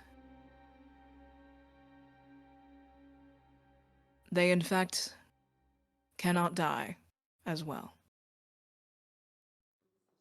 I wouldn't want to scare you. I wouldn't want you to try. Wouldn't want you to get into any sort of accidents, but ghosts have a different role here. My assets have a different role here, especially if you have died.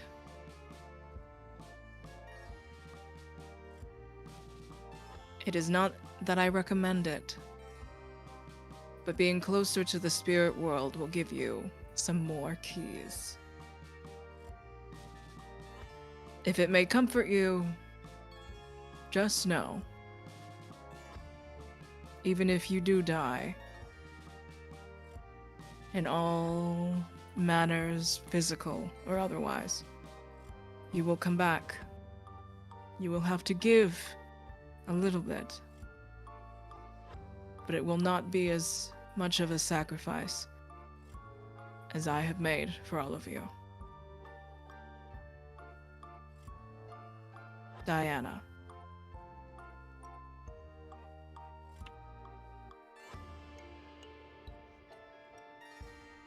And that's the letter.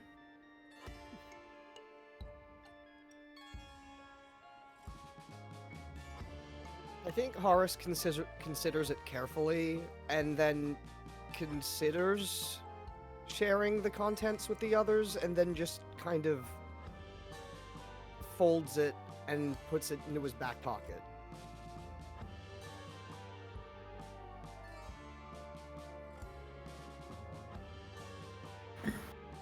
answer to a question that you won't get to me till later.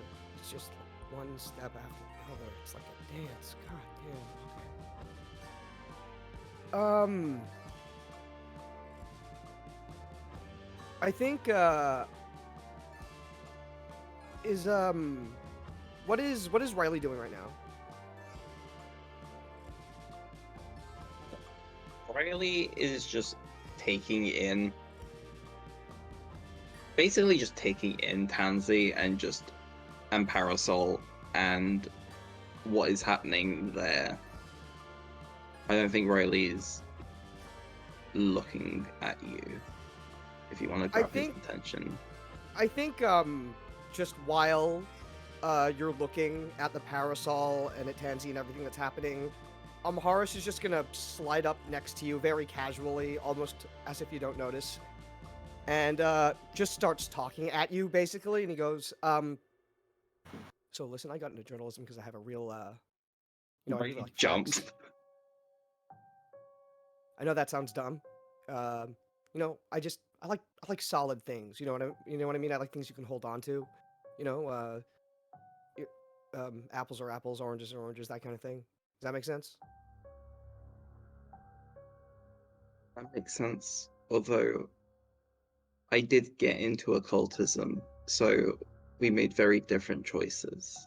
Oh, but that makes hugely different sense. choices. Is your apartment like 1 foot as well? Just my what? Don't worry about it. Anyway, Okay. so I basically have no roadmap for any of this. There is no spirit guide for dummies, and I don't even know where I could find one if I were to look for one right now. Can you I look show into my me? bag and I Ah! hand you a pamphlet. Wow, I thought. It's not helpful. Oh, It's mostly okay. ghost smut. Oh, okay. I'm sorry. Continue. No, Ask your thank you. And I questions. think Horace folds it and puts it in the other pocket. Okay.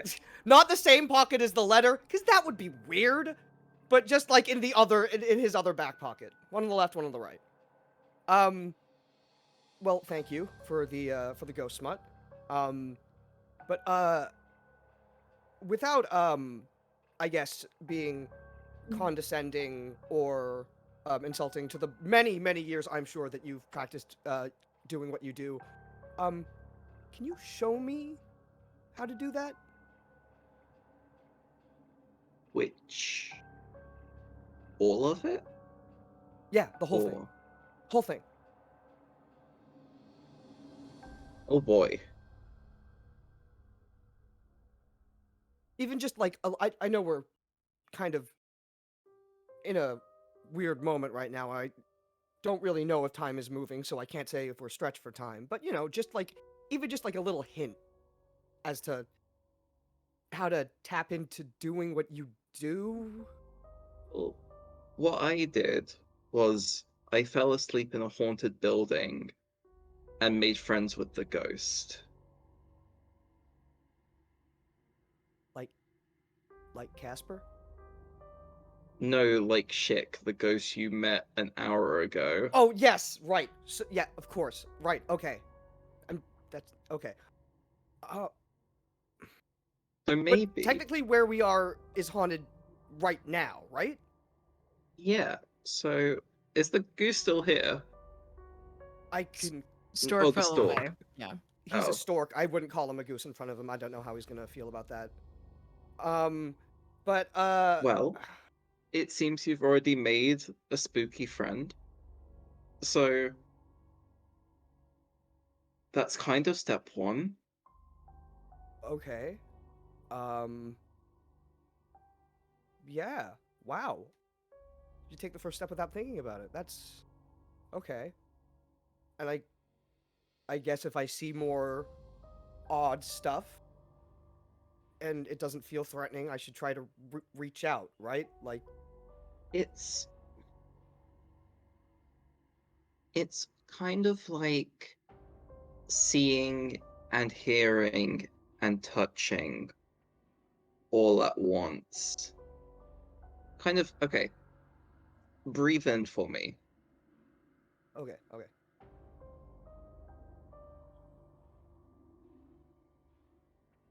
Okay. Does it smell weird? Does it taste weird?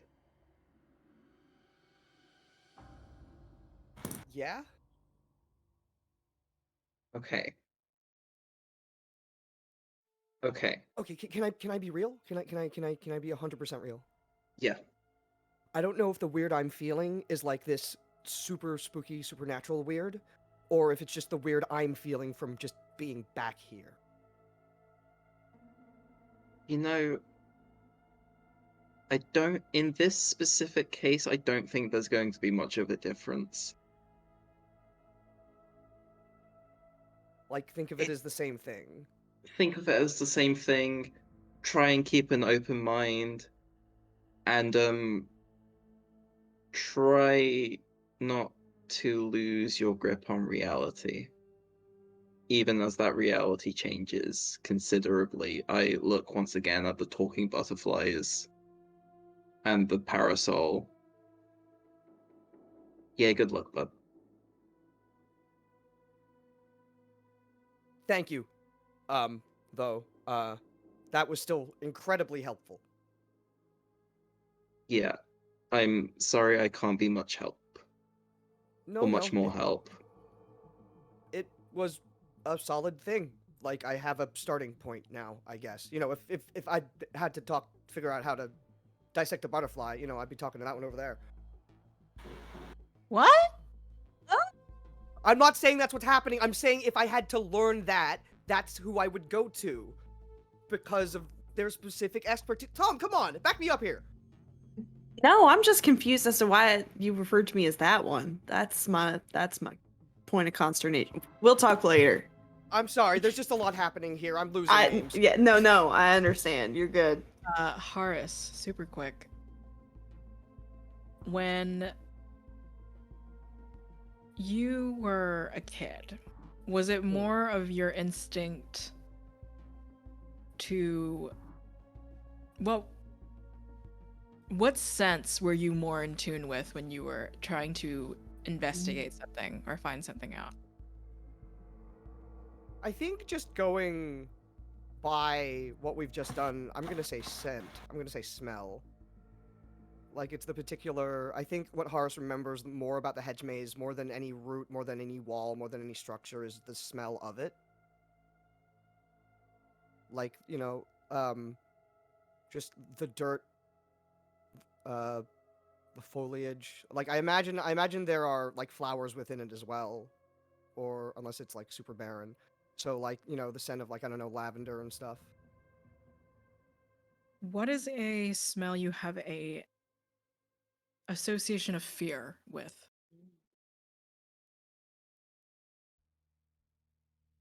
Hmm. I I think Horace associates like the smell of like gasoline with like fear. Like that thick, over encompassing, you can smell it before you see it kind of a heaviness to it.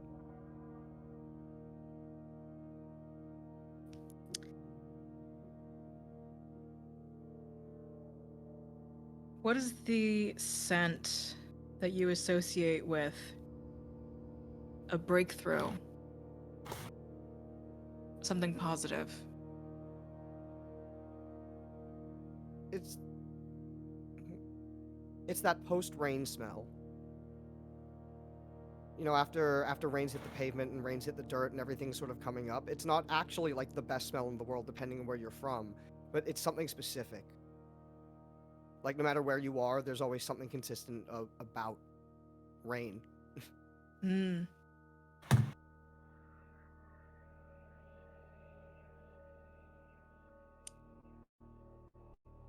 The butterflies sort of collect themselves after being just kind of like thrown all over the place by a sudden magical poof of energy. Tansy is here. Horace, there is a letter sort of in your back pocket. There's still the rest of this maze to get through. Before any sort of moving on, however, are there any sort of catching ups, conversations that want to be had while in sort of the center area?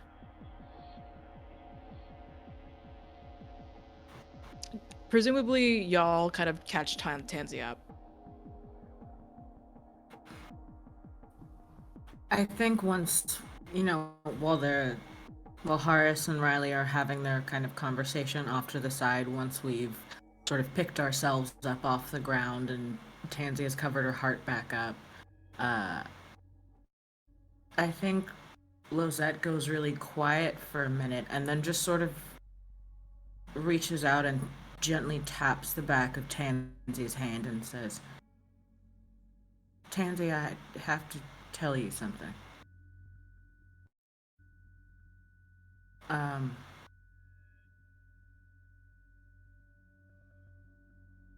Grandmother's gone.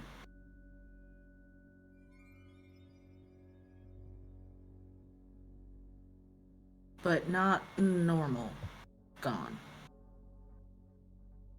Something happened to her, and Losette will hold up Sithi's memory card. I wouldn't really recommend looking at him, but if you are curious later, I can show you.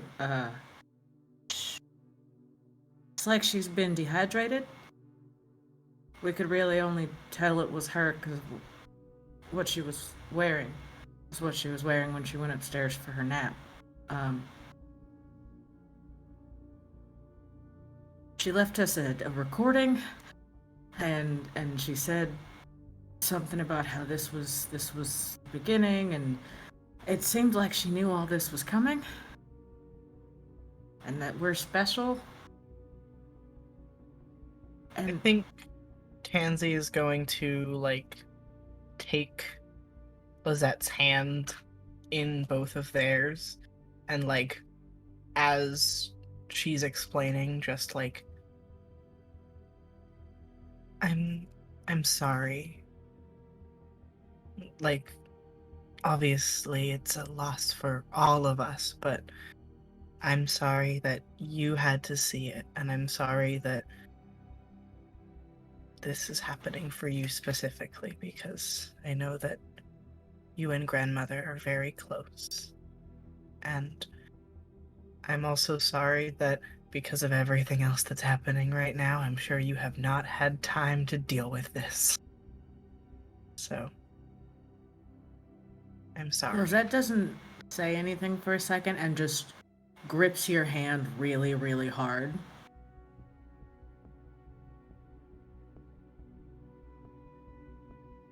I will miss her terribly when there is time. But right now, I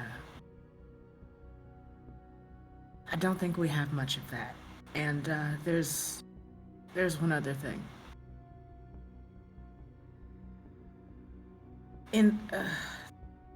Things got out of control inside. The press was here, and some lawyers came asking about the will. And everyone was asking about where grandmother is, and we all sort of decided that it was maybe best if we didn't tell them yet. Riley did something incredible, sort of slowed things down in the room. We had to have Sithy take a picture. We were supposed to be protected. And she touches her now empty chain for her chatelaine. The charms on my belt were supposed to protect us, and Sithy had one, but something went wrong, and it's almost like she tried to do what I guess you did, but she got stuck. Oh. It's been a bad night. Yeah. I'm glad you're back. I'm happy to be here, and I'm happy all of you are still here, and I hope we can figure this out.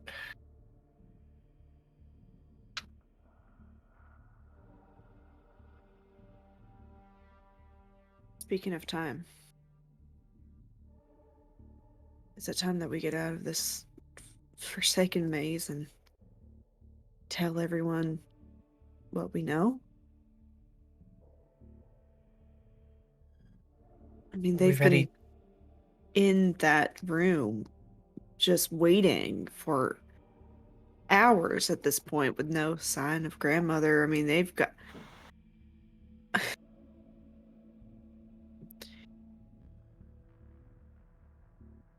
They deserve to know.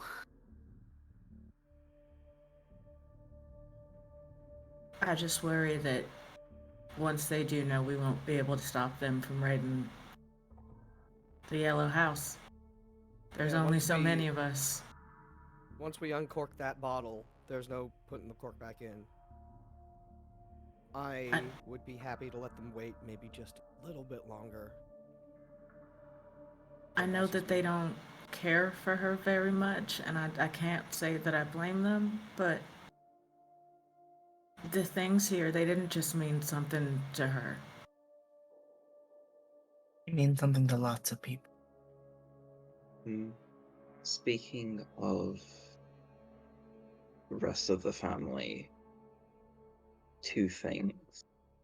One, young Chul was not affected by the spell the thing we did to everyone else. Two, I have dealt with him in a similar fashion. It's a long story. It's a short story. It's a long story.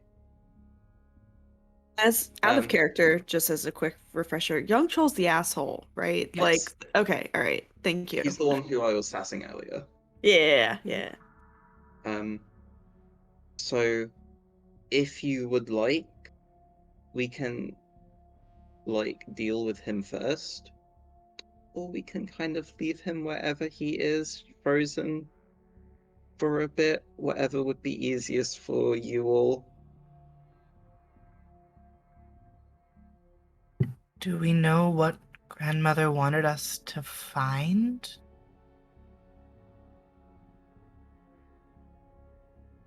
I think she just wanted us to solve what happened to her. Yeah. So answers, I guess. She said she made a bargain with someone. Well, go ahead. Yeah. No, that's all. I think that's all he's willing to share at the moment.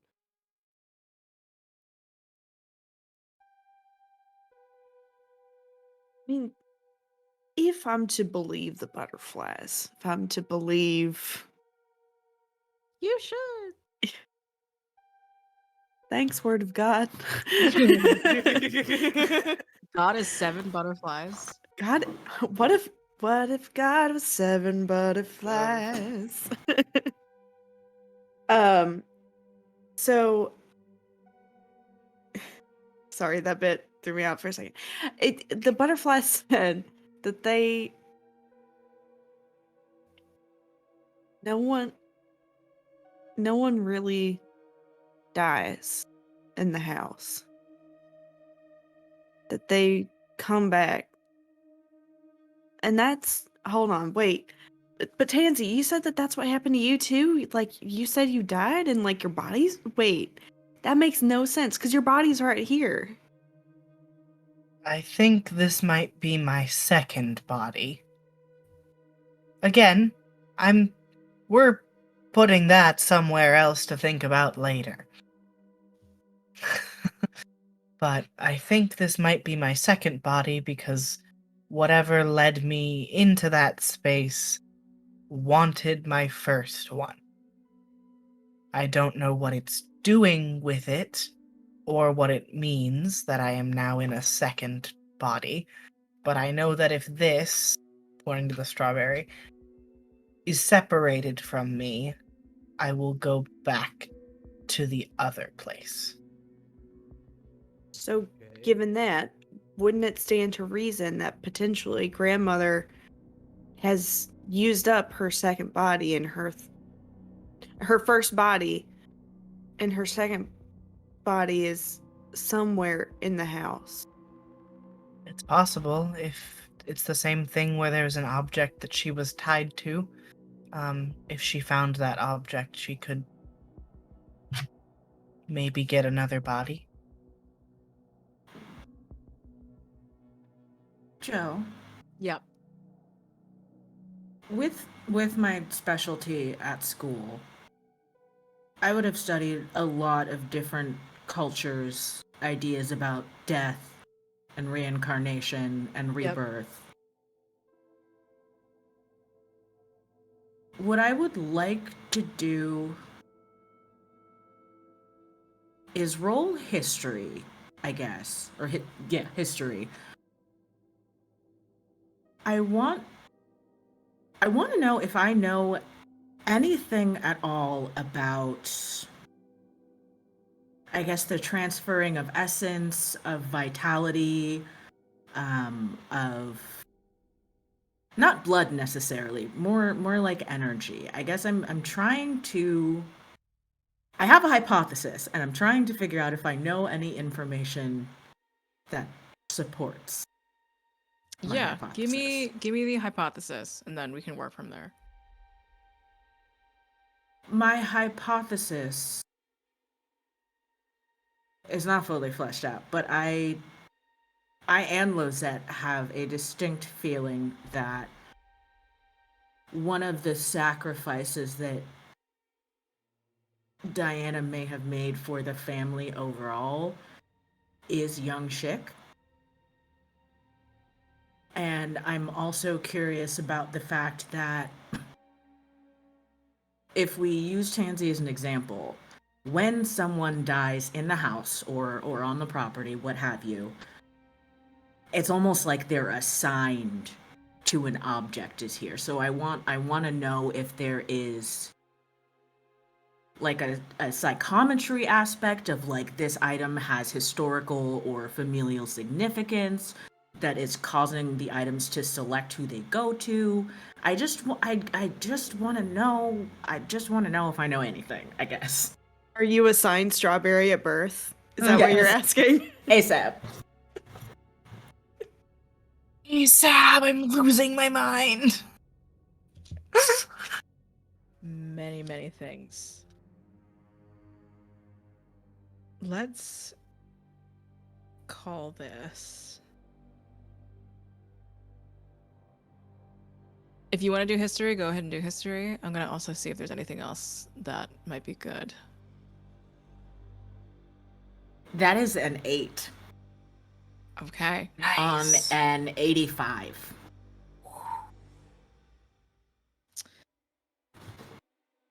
I'm glad I switched dice. The other ones were not doing so hot for me.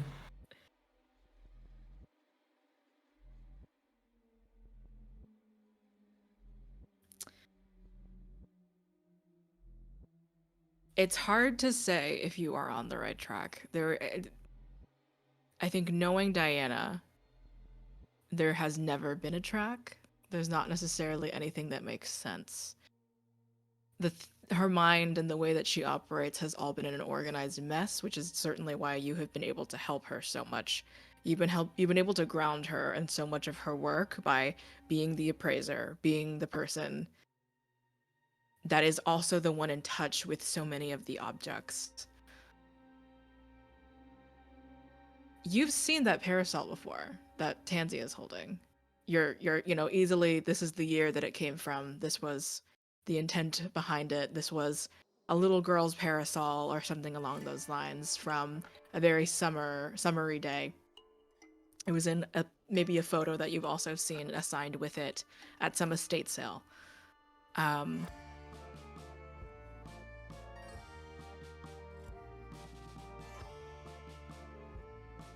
You have never experienced any of these objects move around, talk, or anything like that. That certainly just wouldn't make any sense. You do know a big aspect of like Korean paganism is animism. Everything has a soul. Animals, household objects, the wind, things have personalities. Things are to be respected for the things that they mean, for the messages that they carry.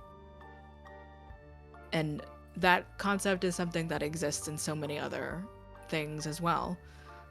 But for Diana, to a degree, it also giving her items voices and her own person, like her own assigned personalities for them, it soothed her also in a way. As far as vitality, as far as all of that goes, there isn't necessarily anything about animism. Even there's in your mind, you're like cycling through vampires, you know, whatever, things traditionally or otherwise.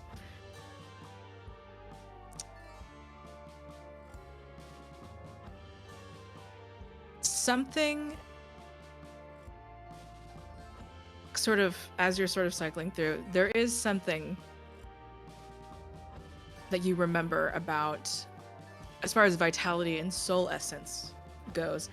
There is something in Korean sort of culture, and also like Japanese and Chinese, of a fox spirit that would trick handsome people or rude sort of passerbys in with their charming looks,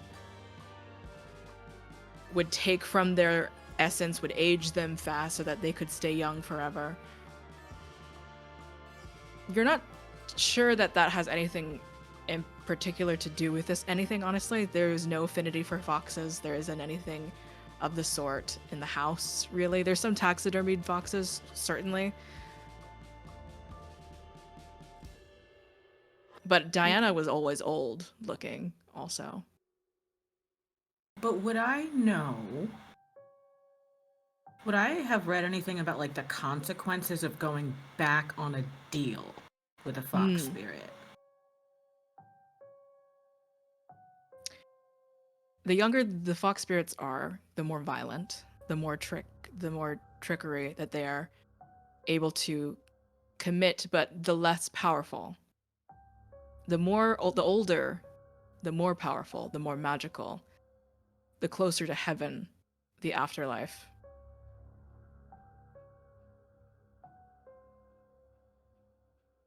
The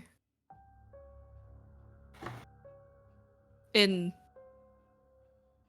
most senses, especially in the Korean kind of interpretation of them, most of the time they remained evil.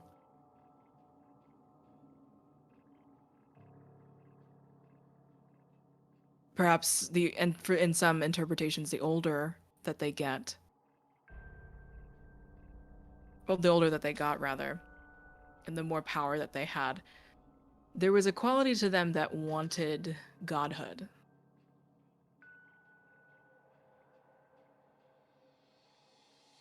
But there's just something still missing.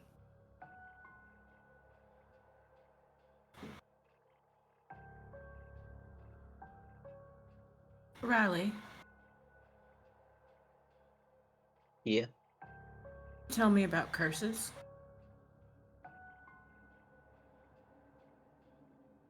What do I know? Anything, cursed objects, what goes into a curse, what makes it a curse, anything that you might know. I feel like something went wrong with Diana. I don't think that's what she's supposed to look like. Well, I mean, so just on a basic level, I mean, I can curse people to some extent. It's when I do it, it's forcing my will on someone for a detrimental effect. Beyond that, GM, what do I know about curses?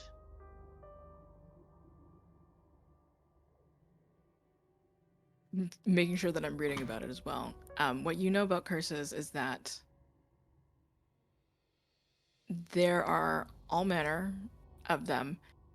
I think the specific curse that maybe you have experienced, maybe even in the same room as Allison Youngchul, kind of in one of those educational nights that were certainly cultish rituals that required some manner of attendance, some witnesses.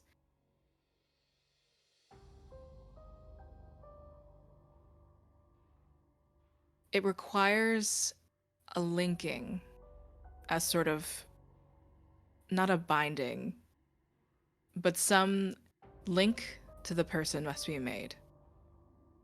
Often it is spiritual. Sometimes it is forceful. A kidnapping, physically present, the person that they are cursing. But most of the time, and what Young Chul did, I would even say, is a rather horrific, holistic sort of approach that involved imbibing certain things, whatever he had, you weren't specifically sure. But it seemed the greater the curse, the more physically arduous it was on the person cursing the other. The more that you harbor onto yourself for this link, the stronger the curse. Almost the more pain you put yourself in to feel and open yourself up, rather than a human comfort, the heightened emotion, the heightened feel of like the nerves wanting to get away from the pain as much as possible, opening yourself up to that instead. Not being afraid of it was how Young Chul was able to, what he says, successfully curse someone. And that's something. Okay, yeah. In order to curse someone, you must be connected to them. This can be a physical thing, this can be a spiritual thing, whatever. But in order to make use of that connection,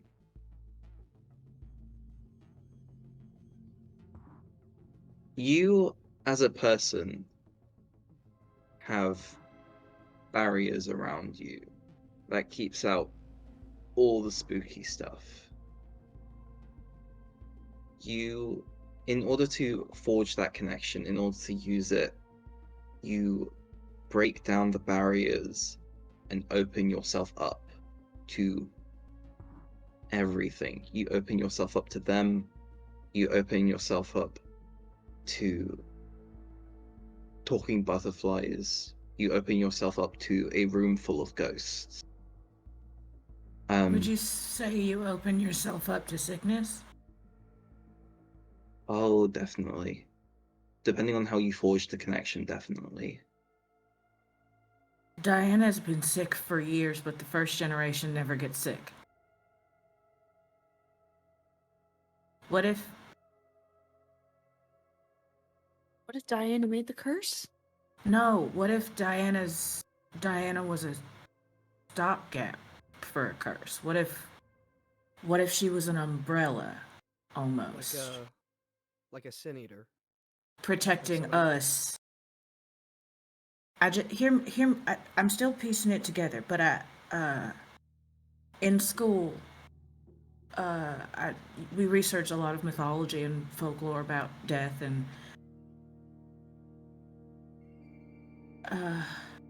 okay, let me see if I can make this make some kind of sense. In a couple of different cultures, there are almost like trickster spirits. They typically take the form of foxes. They're often more oriented toward evil or maybe chaotic, but they're powerful and they can be very, very old. They make deals, they bargain with mortals, sort of like the stories you hear about like fairies spiriting people away. I think it's kind of the same thing if I'm remembering right. But if I understand what you're saying, Riley, do you think that You said that it could be spiritual or something else. Do you think that blood would also work as a Definitely. link? Definitely. What if... I still don't know where young Shik fits into all of this, but what if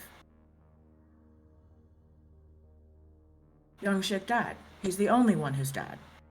Right. So what if Diana gave something up to this fox spirit so that nobody else would? Didn't want to lose anybody else.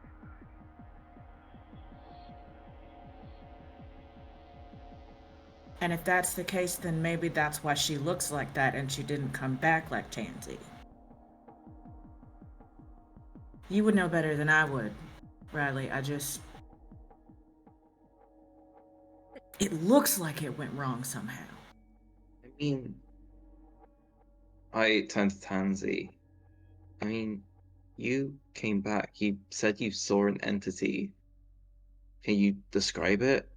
Um, Sort of. I didn't see them physically. They formed like shadows on the walls. There were lots of candles around the altar, and the shadows came together and made a figure with, you said, like a very long appendage or a very Yeah. long body? Something very tall, seemingly noticeably a lot of hair, maybe in like manes or locks. There was a snake-like appendage coming out of it. Um, and from, as just as a reminder from last episode, from when Scythia experienced the creature, there was like a furry, kind of bear-like centaur kind of legs situation to it, like under part, just as a conglomerate of certain features.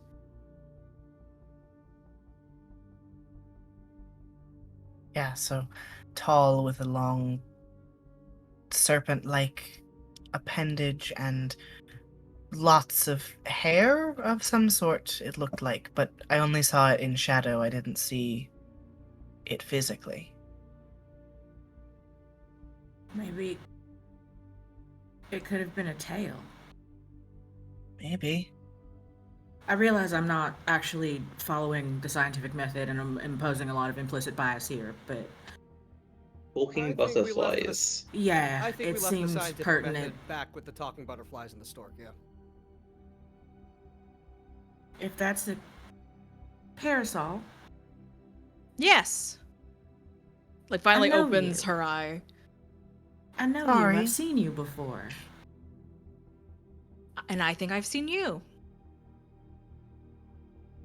Did you or any of, I'm guessing probably the others like you that are here, would y'all know if there was an item that Diana was particularly fond of visiting that she either spent a lot of time with or didn't go anywhere near?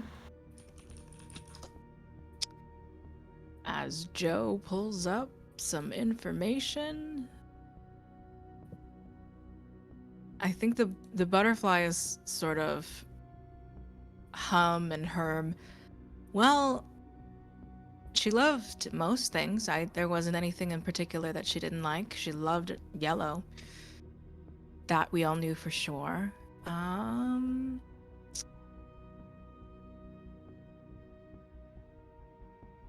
I guess there was something that we noticed.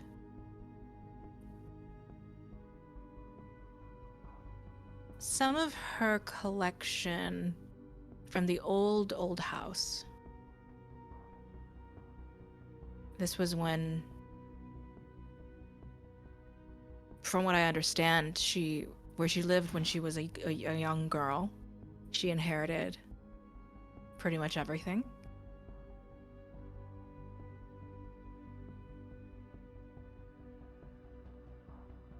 There was this painting, kind of in ink, but somehow however long ago this was painted, there was gold. There was a gold figure.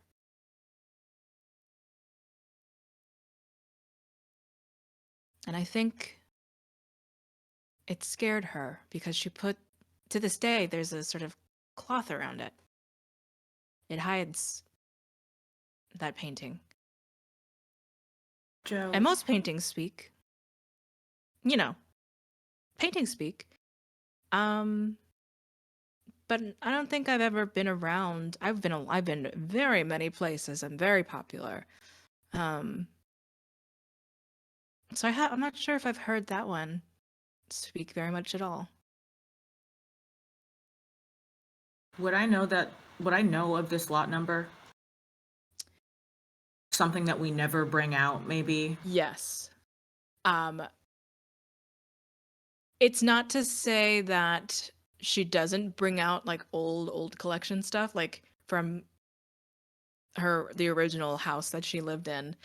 Um, she and her family having endured many wars, and then her sort of inheriting all of that history. Um,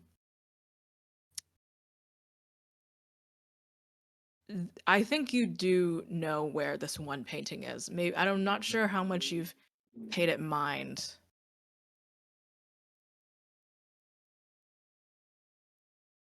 You know where it is, though. I look at all of the others. I know where to find it. All right.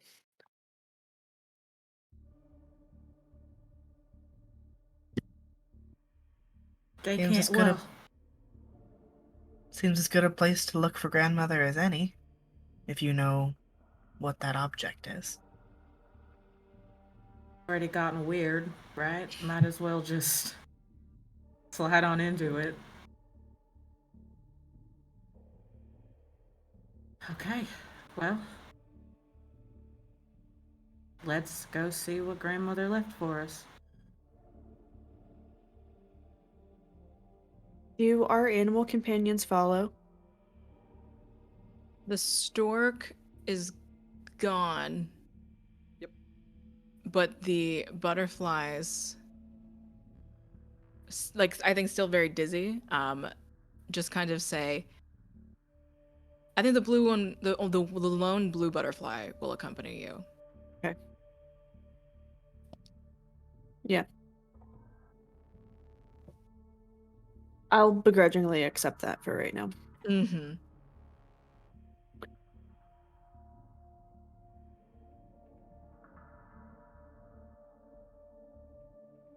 You leave the hedge maze. I think this time at an appropriate distance out.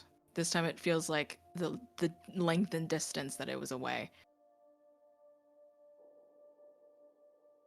Horace, you smell gasoline. Uh-oh. Um,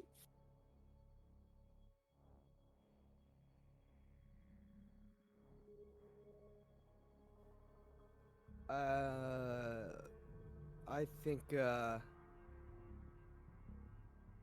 think something bad is about to happen.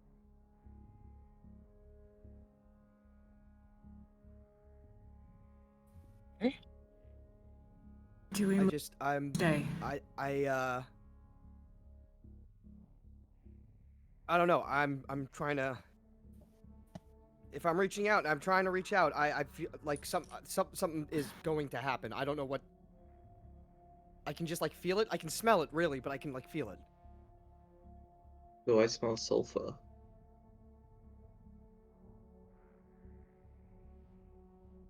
Let's see.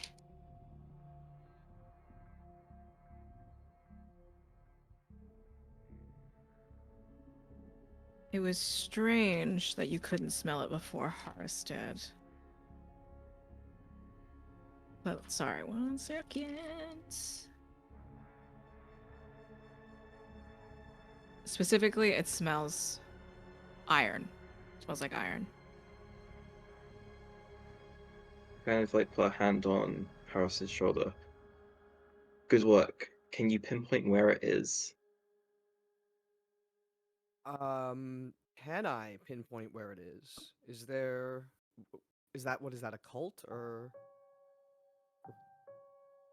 like can I actually try to figure out what we're about to get into here? Yes, it doesn't have to be a cult. What would you like to use? Ah, I guess it's between maybe int, app, or knowledge. Uh, hmm. Give me a power roll. Sure. What is that? Verb. Yeah.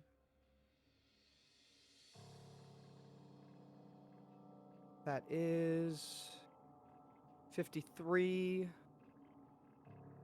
Out of Over 70. 70. Got Yeah. it.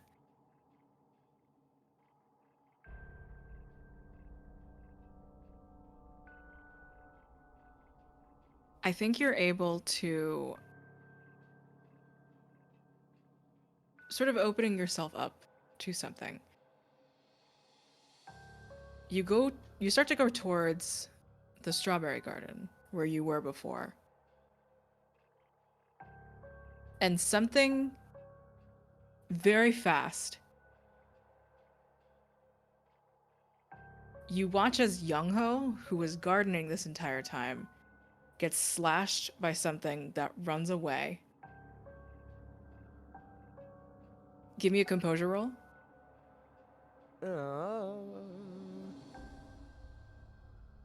Uh, 3 over.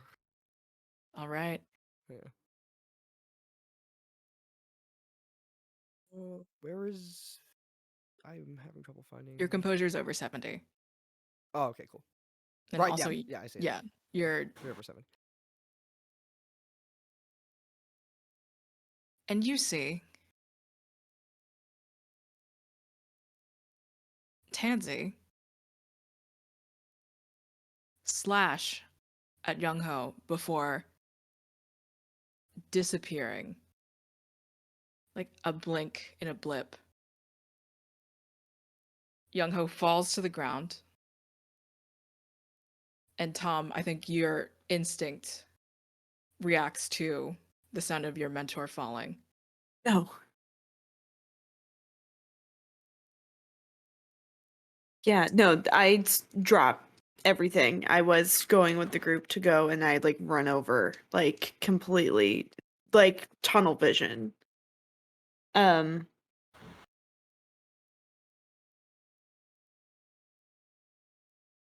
and maybe spot hidden to see if there's anything like to see if I can find the thing that slashed him.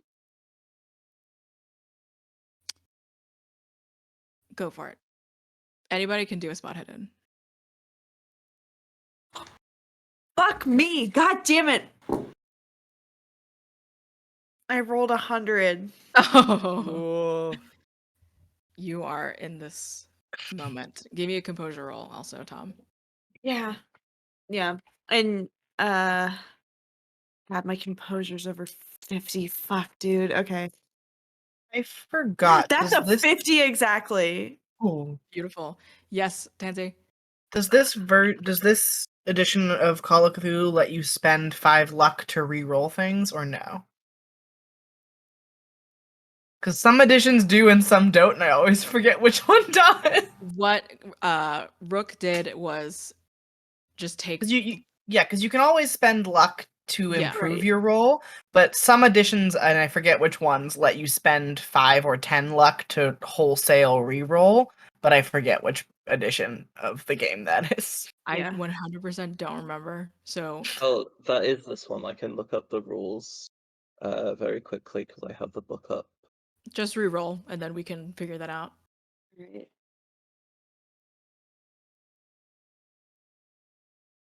Okay, that one's much better. It's 27/39. Oh my god, so much better than a 00. Ooh.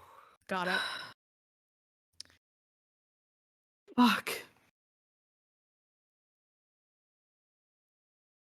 You don't find anything. You don't even find anything really related to the body of Tansy, even though you didn't see who it was. It was just there. They were there and then they were gone. It looks like an animalistic claw slashed into Young Ho's chest. No particular weapon. Jagged wounds.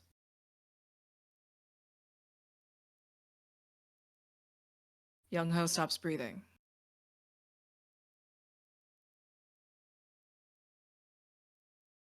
Lozette came skidding up kind of behind Tom and sort of looking over his shoulder. Is there any point in trying to staunch the flow of bleeding and administer CPR? Viscera is showing. Then I think, as gently as she can, Lozette takes Tom by the shoulders and starts to turn them. Come on. No, Come on. no, we can't leave him. We won't leave him, but you shouldn't. You shouldn't have to see this. He would have been here for me. If you want to stay, I won't stop you, but I don't think that not wanting to see Young Ho in this condition is any mark of the love that you bear for him. Or your loyalty.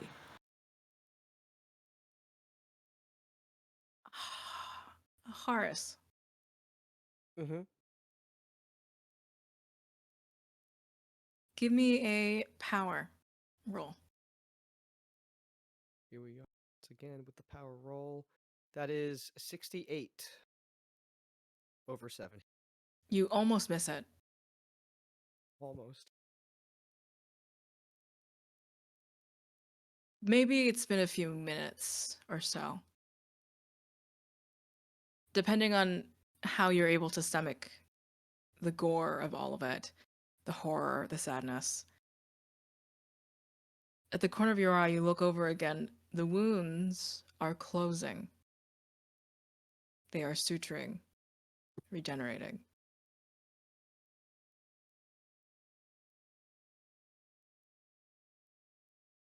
Young Ho's pinky twitches as Tom and Lizette are sort of still engaged. I think. There's sorry. I think you might want to take a look at this. Everyone. Yeah. Turn from the conversation to... Oh. He's getting better.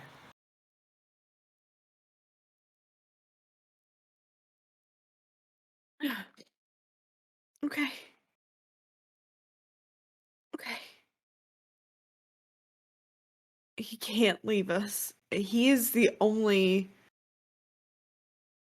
one of the first generation that like makes sense. Wait, Does he though? This... Doesn't he? Yeah, Rook? sorry, that Riley, like in character, he is getting better, which means whatever that deal is still active.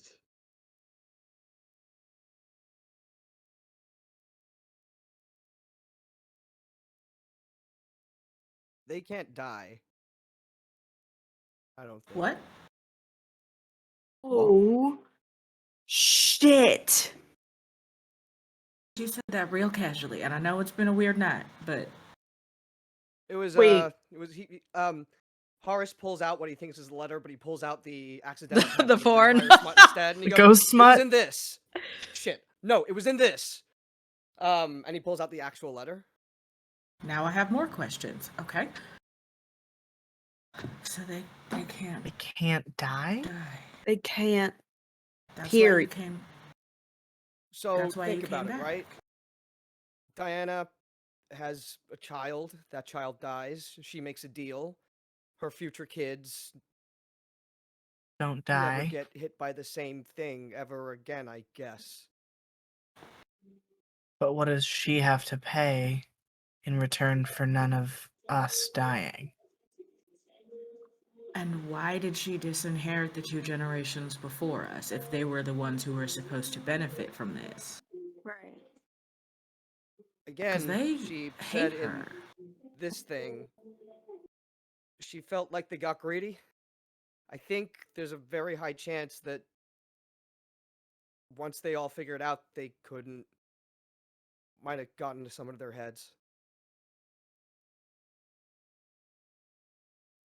I mean, it explains a lot, right? Like, like the weird thirst for power, like the constant infighting, the resentment over years and years and years and years. The pressure that they're passing down from one goddamn generation to another because no one in this family can fucking die. Sorry. No, it's okay. Just out of curiosity, who actually wants grandmother's money? What if that's why we're special?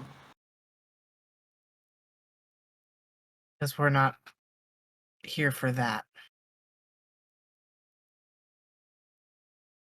Whatever affected them isn't affecting us the same way.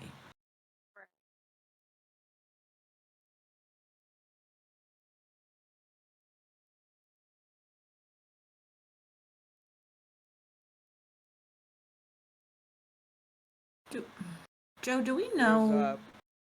sorry, just one more thing. Uh I know this is weird. Uh Tansy, can I talk to you just for 2 seconds, just away from Yeah, everybody else? yeah, of course. Super cool. Super Yeah. cool, super cool. And I think I take Tansy a little bit further away, closer to the entrance, and goes, uh, look, this is 100% like your business, right? Um, and I am like 95%. I saw what I saw, but it's been a weird day, and we've been seeing a lot of shit. So, um, good news, bad news. Good news, I think I found your body. Bad Oh, news is I'm pretty sure it's the thing that plunged a claw into our uncle over. oh, Like I that's said, yeah, yep, it's being used right now. Okay. yeah. So they literally meant like someone's a pilot, your body's a car, and they're going around the parking lot knocking over the little orange cones. Yeah.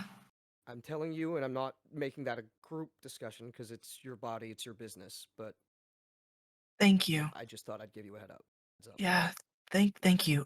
I'm sorry that you had to see that. Are you It's cool. I okay? covered some really weird true crime stuff right at the beginning of my career, so it's not the oddest stuff I've seen.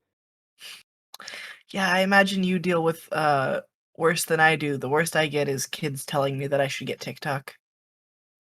Well, I mean, you should. I mean, if you want to connect with them, you gotta.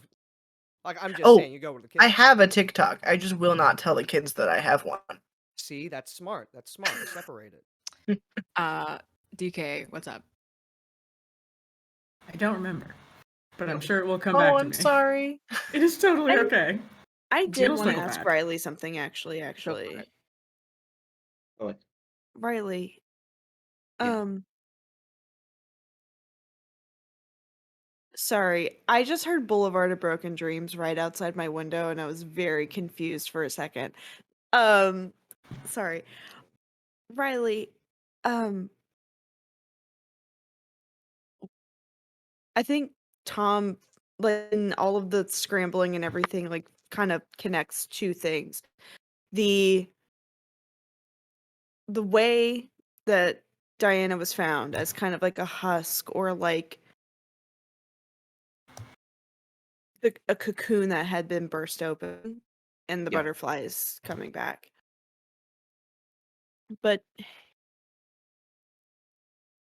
Not saying that I believe any of this shit. I really think that this is some kind of big opioid trip that we've all been on. We've been spiked with something, and I'm gonna have a long talk with young Tool once we come to. But is in your knowledge of curses and the occult and everything, and this thing about like I like gesture at Tansy. Other than like, I don't know.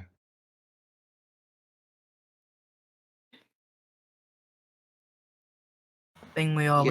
Maid, she makes a deal to make sure her kids last forever. Eyes around the house means that as long as they're under her roof, she always has an eye on them, right? And I gotta tell y'all, in the last few years, she was not an organized woman. She still had her mental acumen, but uh, making plans, laying things out in advance, those were never really her strong suits as long as I have known her. But she knew this was coming. She planned this. It's almost like she's been planning it for the last 100 years of her life, or however long. She has the same party every year. All the family comes, or as many family members as she can get come here to this house. And she had the you recording ready. She wanted everyone here so badly this time, she sent a person to the reservation because the letters weren't getting through. Look, Tom, you asked specifically, like, what were your thoughts?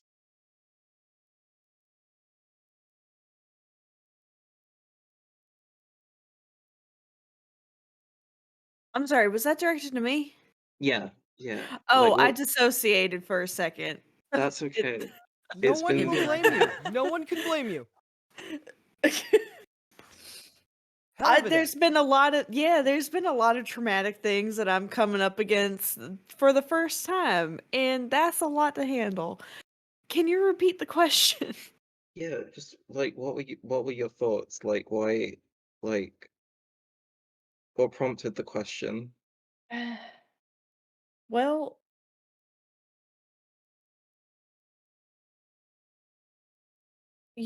seeing my mentor die and come back to life and kind of stitch himself back together in my arms is one of the things that prompted a question as severe as this. That's one. Yeah. Okay. Two, two is this unexplained, unnatural way in which we found Diana's body that I know the only other place I've seen this in my studies of the biological natural world is the discarding of a chrysalis after a butterfly emerges from its cocoon.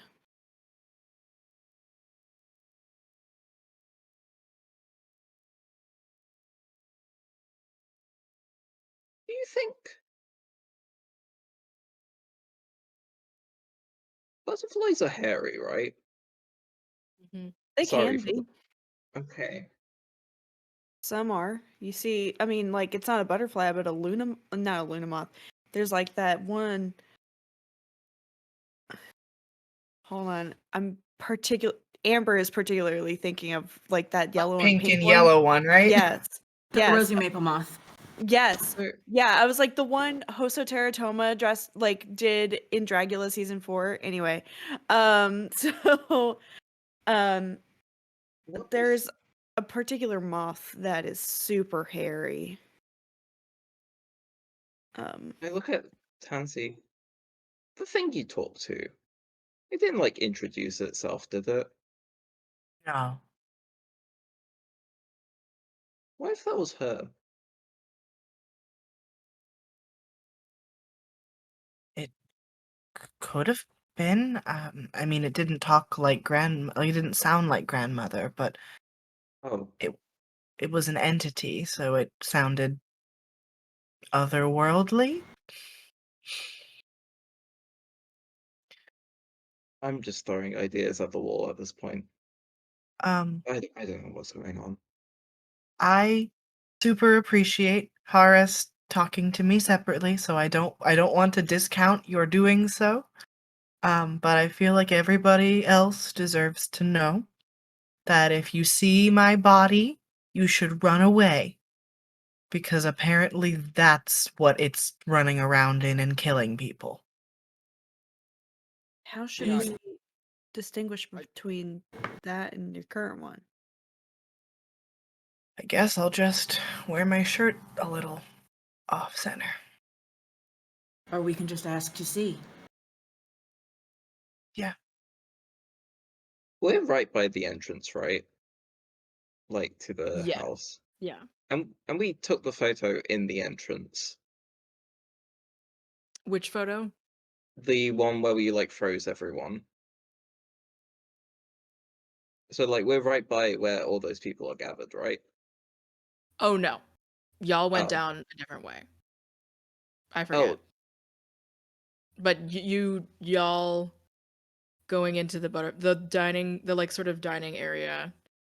I forget where y'all went specifically, but the butterfly garden is like not terribly far away, but you wouldn't see them right immediately.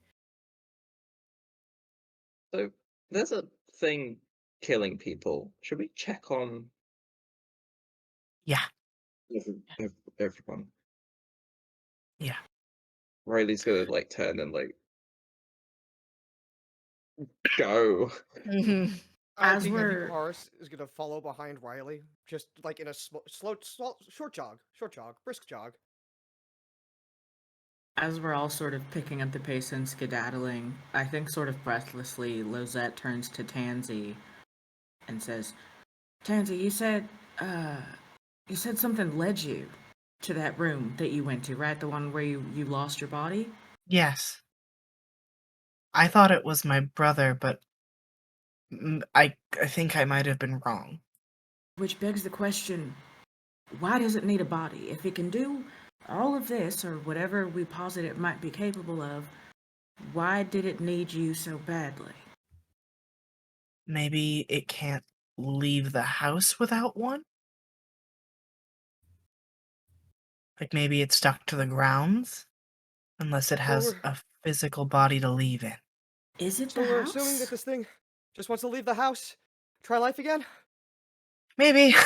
I gotta stop So- smoking. Why did it need yours if it had your brother's? Or if we're assuming it had your brother's? I was the only person who failed that role. What did everyone else see come to the table that night? No. So no, so none of us saw who it was. Only Tom saw that it was your brother. Mm-hmm. Okay. Like we just weren't paying attention. Okay. Yeah. But the rest of you have been here since and have seen folks. It is like this isn't above the table thing. Like, was my brother amidst the folks that they froze with the camera? No, I don't think so. Oh wait. Okay. Yeah. Did we see him come back to the dining room? I feel like we did. I don't think so. Like I think like after Tansy disappeared, like I don't think we heard from their family ever again. Shit. Yeah, it was a month ago. I don't fucking remember Yeah. anything. True. Mood. I just... If it already had him, why would it need me? Why does it need anything if it's been here this long? I just... Right. It has to have something to do with grandmother being gone. I mean, Tans. Whoa, hold on.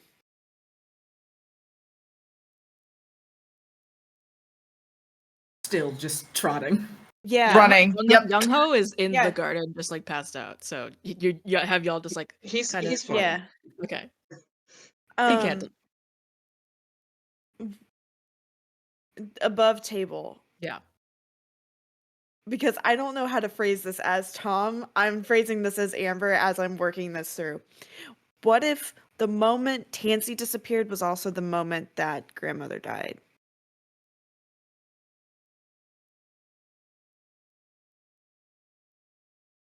And like with her dying broke the seal, and it was like, okay, let's find the first sacrifice to.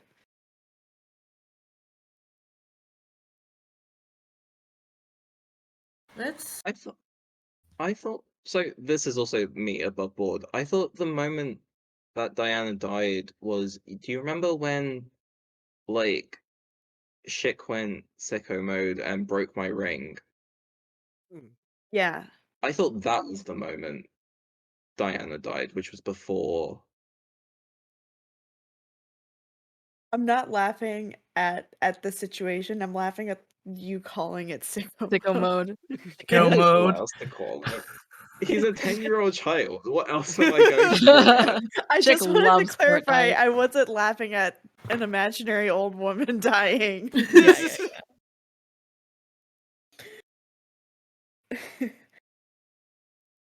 Who said that maybe that moment, like, it didn't all happen at once, right? Or did it all happen at once? I didn't go with like Tansy didn't go with y'all to Oh, right. her room because Tansy got taken from the table before that. Yeah. Yeah.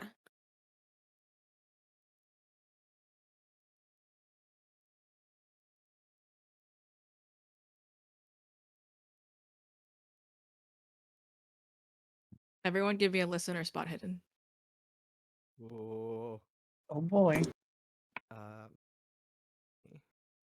God. 8 damn again. it. 8. 36 on a 25. Ooh. 34 over 70. Okay. 46 over 60 on listen. Okay. For Horace and Tansy, what skills did you use? I will spot hidden this time, Spot hidden. which is over I- 80. Yeah, I use listen. Listen. Okay. 2 listens. Tansy, you swear you see sort of the corner of your glasses, almost as if you're looking at a mirror, but you know that you're not running that fast.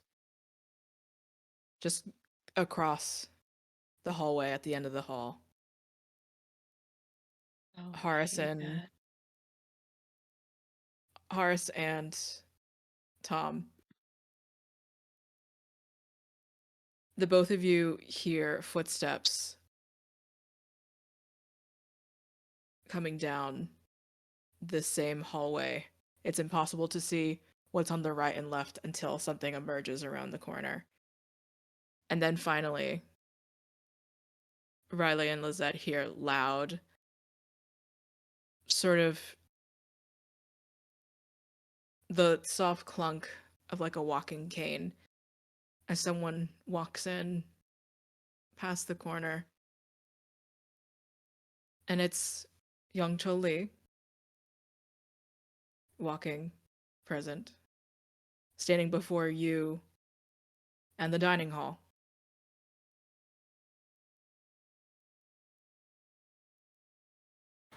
Tansy again, sort of whipping around in your vision, not everyone fully able to see.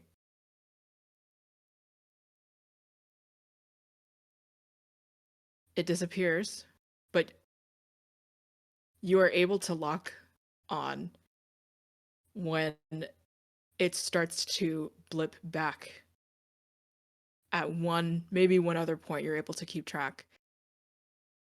But your other body is here. It's near. It's listening. Young Chol sort of like stops sort of in the middle of the hallway, gesturing at all of you.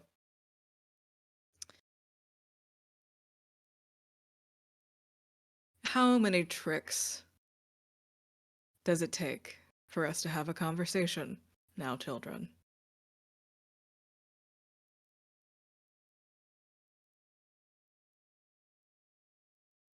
You don't look like a cartoon owl. What? What is it? How Lizette many licks secretly does it reaches out take? to high five. Yeah. So does Tansy. One on either side. Yeah. I genuinely don't understand what that Oh, means. it's the how many licks does it take to get to the center of a Tootsie Pop, and the owl bites the lollipop. It's an American commercial that they show all the time. It's been on for like 50 years. No Oh yeah, bullshit. it's been the same commercial. Young child, what?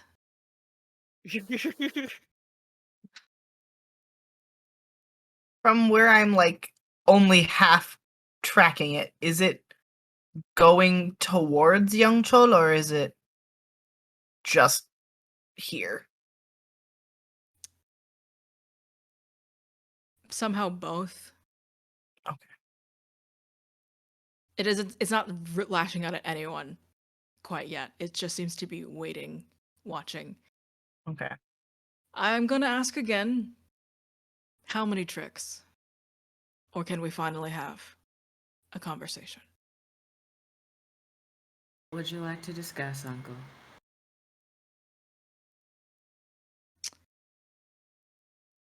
Can I tackle him? Yeah, Thank you very much. cool. Do I have to roll for that? No, because we're gonna end right now, actually. And with Horace again going in with fists. Hey, We Uncle! will, we will start the finale, a very calm conversation, October 4th. Oh, sorry, November 4th, rather than next week, because that is when Spooktacular starts. That is the end of episode 3 of Farewell Yellow House with my amazing cast. Holy shit, y'all. Mysteries, investigations, we are making some theories, and it's so delicious. Um, Again, I have been Josephine at Scary Dog Friend. I have been your keeper. I GM here, obviously. I'm over at Roll for Luck, Exquisite Corpse Presents, and many other places. Find me everywhere at Scary Dog Friend. I'm going to pass it over again to Rue. Hello, I'm Rue, and I've been playing Tansy. You can find me on Twitter as at IlanaKnight13. That's ILANANIGHT, and then the number 13. And everywhere else is just Ilana Knight. I'm a tabletop game designer, sensitivity reader, and performer. I'm taking the rest of October off because I'm getting married, but when I get back from that, you can catch me every other Sunday on Huntsman's Hydra playing Blades in the Dark, and every other Wednesday on Altered Echo Archive playing a alternate universe Curse of Strahd campaign, Into the Fog. Abaddon. Me, I'm Abaddon at Abadarlings on Twitter. You can catch me all over the place, especially this week. Mostly you can catch me at Exquisite Corpse Presents, running Divine Intervention, where you can also see Joe and sometimes Amber. Or you can catch Sister Cities, which is a post-apocalyptic, futuristic, sort of alternate timeline to our own. We also are running a live game of the 8-bit ROM game Oregon Trail that runs on Thursdays, and things are about to get rough for them. They just hit their turning back point. Nobody turned back. So if you are interested in reliving your childhood, that is a thing that we do. Otherwise, you can catch me here on November 4th. Probably real stressed out, but happy to be here as always. I messed up the structure, so Amber. We'll just Buddy, go next. No worries. Hi, everybody. I'm Amber, also known as The Space Jamber on Twitter, Twitch, and now TikTok. Ooh, shiny. I am speedrunning TikTok to 1,000 followers, so if you're not following me yet, you can find me at The Space Jamber there. I am a TTRPG writer, editor, podcaster, streamer. Where talents so varied, you can call me the TTRPG Swiss Army knife. You can find me, oh my god, tomorrow morning at 11 a.m. Eastern on Robin, Robbin, Ridunk, Ridunk. His channel. We're playing Sexy Battle Wizards first thing tomorrow morning. In their world, inspired reality TV shows. Short-lived. It's gonna be great. So nope, I'm not on the internet on Sunday. Y'all bitches can't find me nowhere. Don't. But on Monday, you can find me at Altered Echo Archives also, playing Demon the Fallen. I play my big Doofus, Himbo, Gargoyle, Demon Boy on Demon the Fallen. I'm very excited. And then Tuesday is my usual TTRPGs study hall night, cozy collaborative co-working stream where we come together. We say, hey, I need to write a game, but I don't want to do it alone. You can come hang out with me and several members of my community on Tuesday nights at 8 p.m. Eastern.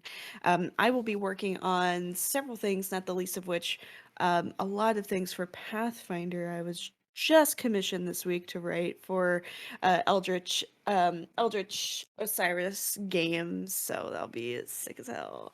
But yeah, thanks for having me. I'm really excited to see what the fuck happens next time. I Absolutely. love you, Joe, and I love this team.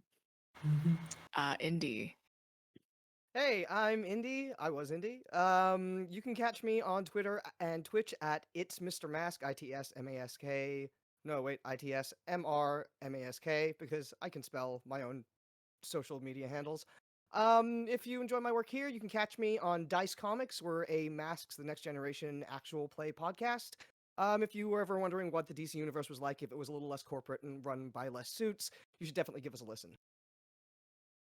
And And again, last, thank you for sorry. having me. I had a lot of fun. I'm sorry. I should have No worries. No ended worries. properly with that instead of leaving a gap, but now I'm done. Go for it. Rook. Hi, I'm Rook. You can find me on Twitter at RJK Games, and the next time you can find me on the internet will be next week on this channel. We'll be playing Bluebeard's Brides. It is next week, right? What is It's next. time? It's next week. It is next week. Catch me then, and Joe then. Yeah. It's gonna be fun. Yeah. I have nothing left to say. Okay, thank you so much. Again, thank you so much, Going Crit RPG. Reminder that there is a Patreon. Another reminder that from the 24th to the 31st is going to be Going Crit RPG's Spooktacular, where so many amazing games and GMs will be featured here. On the 27th, on Thursday, I will be running Bluebeard's Bride a fucking third time this month. Well, second time, technically, third time playing. Rook will be there, and so many other amazing people. So definitely check Going Crit RPG out for your Halloween weekend. Thank you everyone so much for this very silly family story, family friendly, totally fine. And we'll see you November 4th for our finale. Thank you so much. Have a good night, everybody.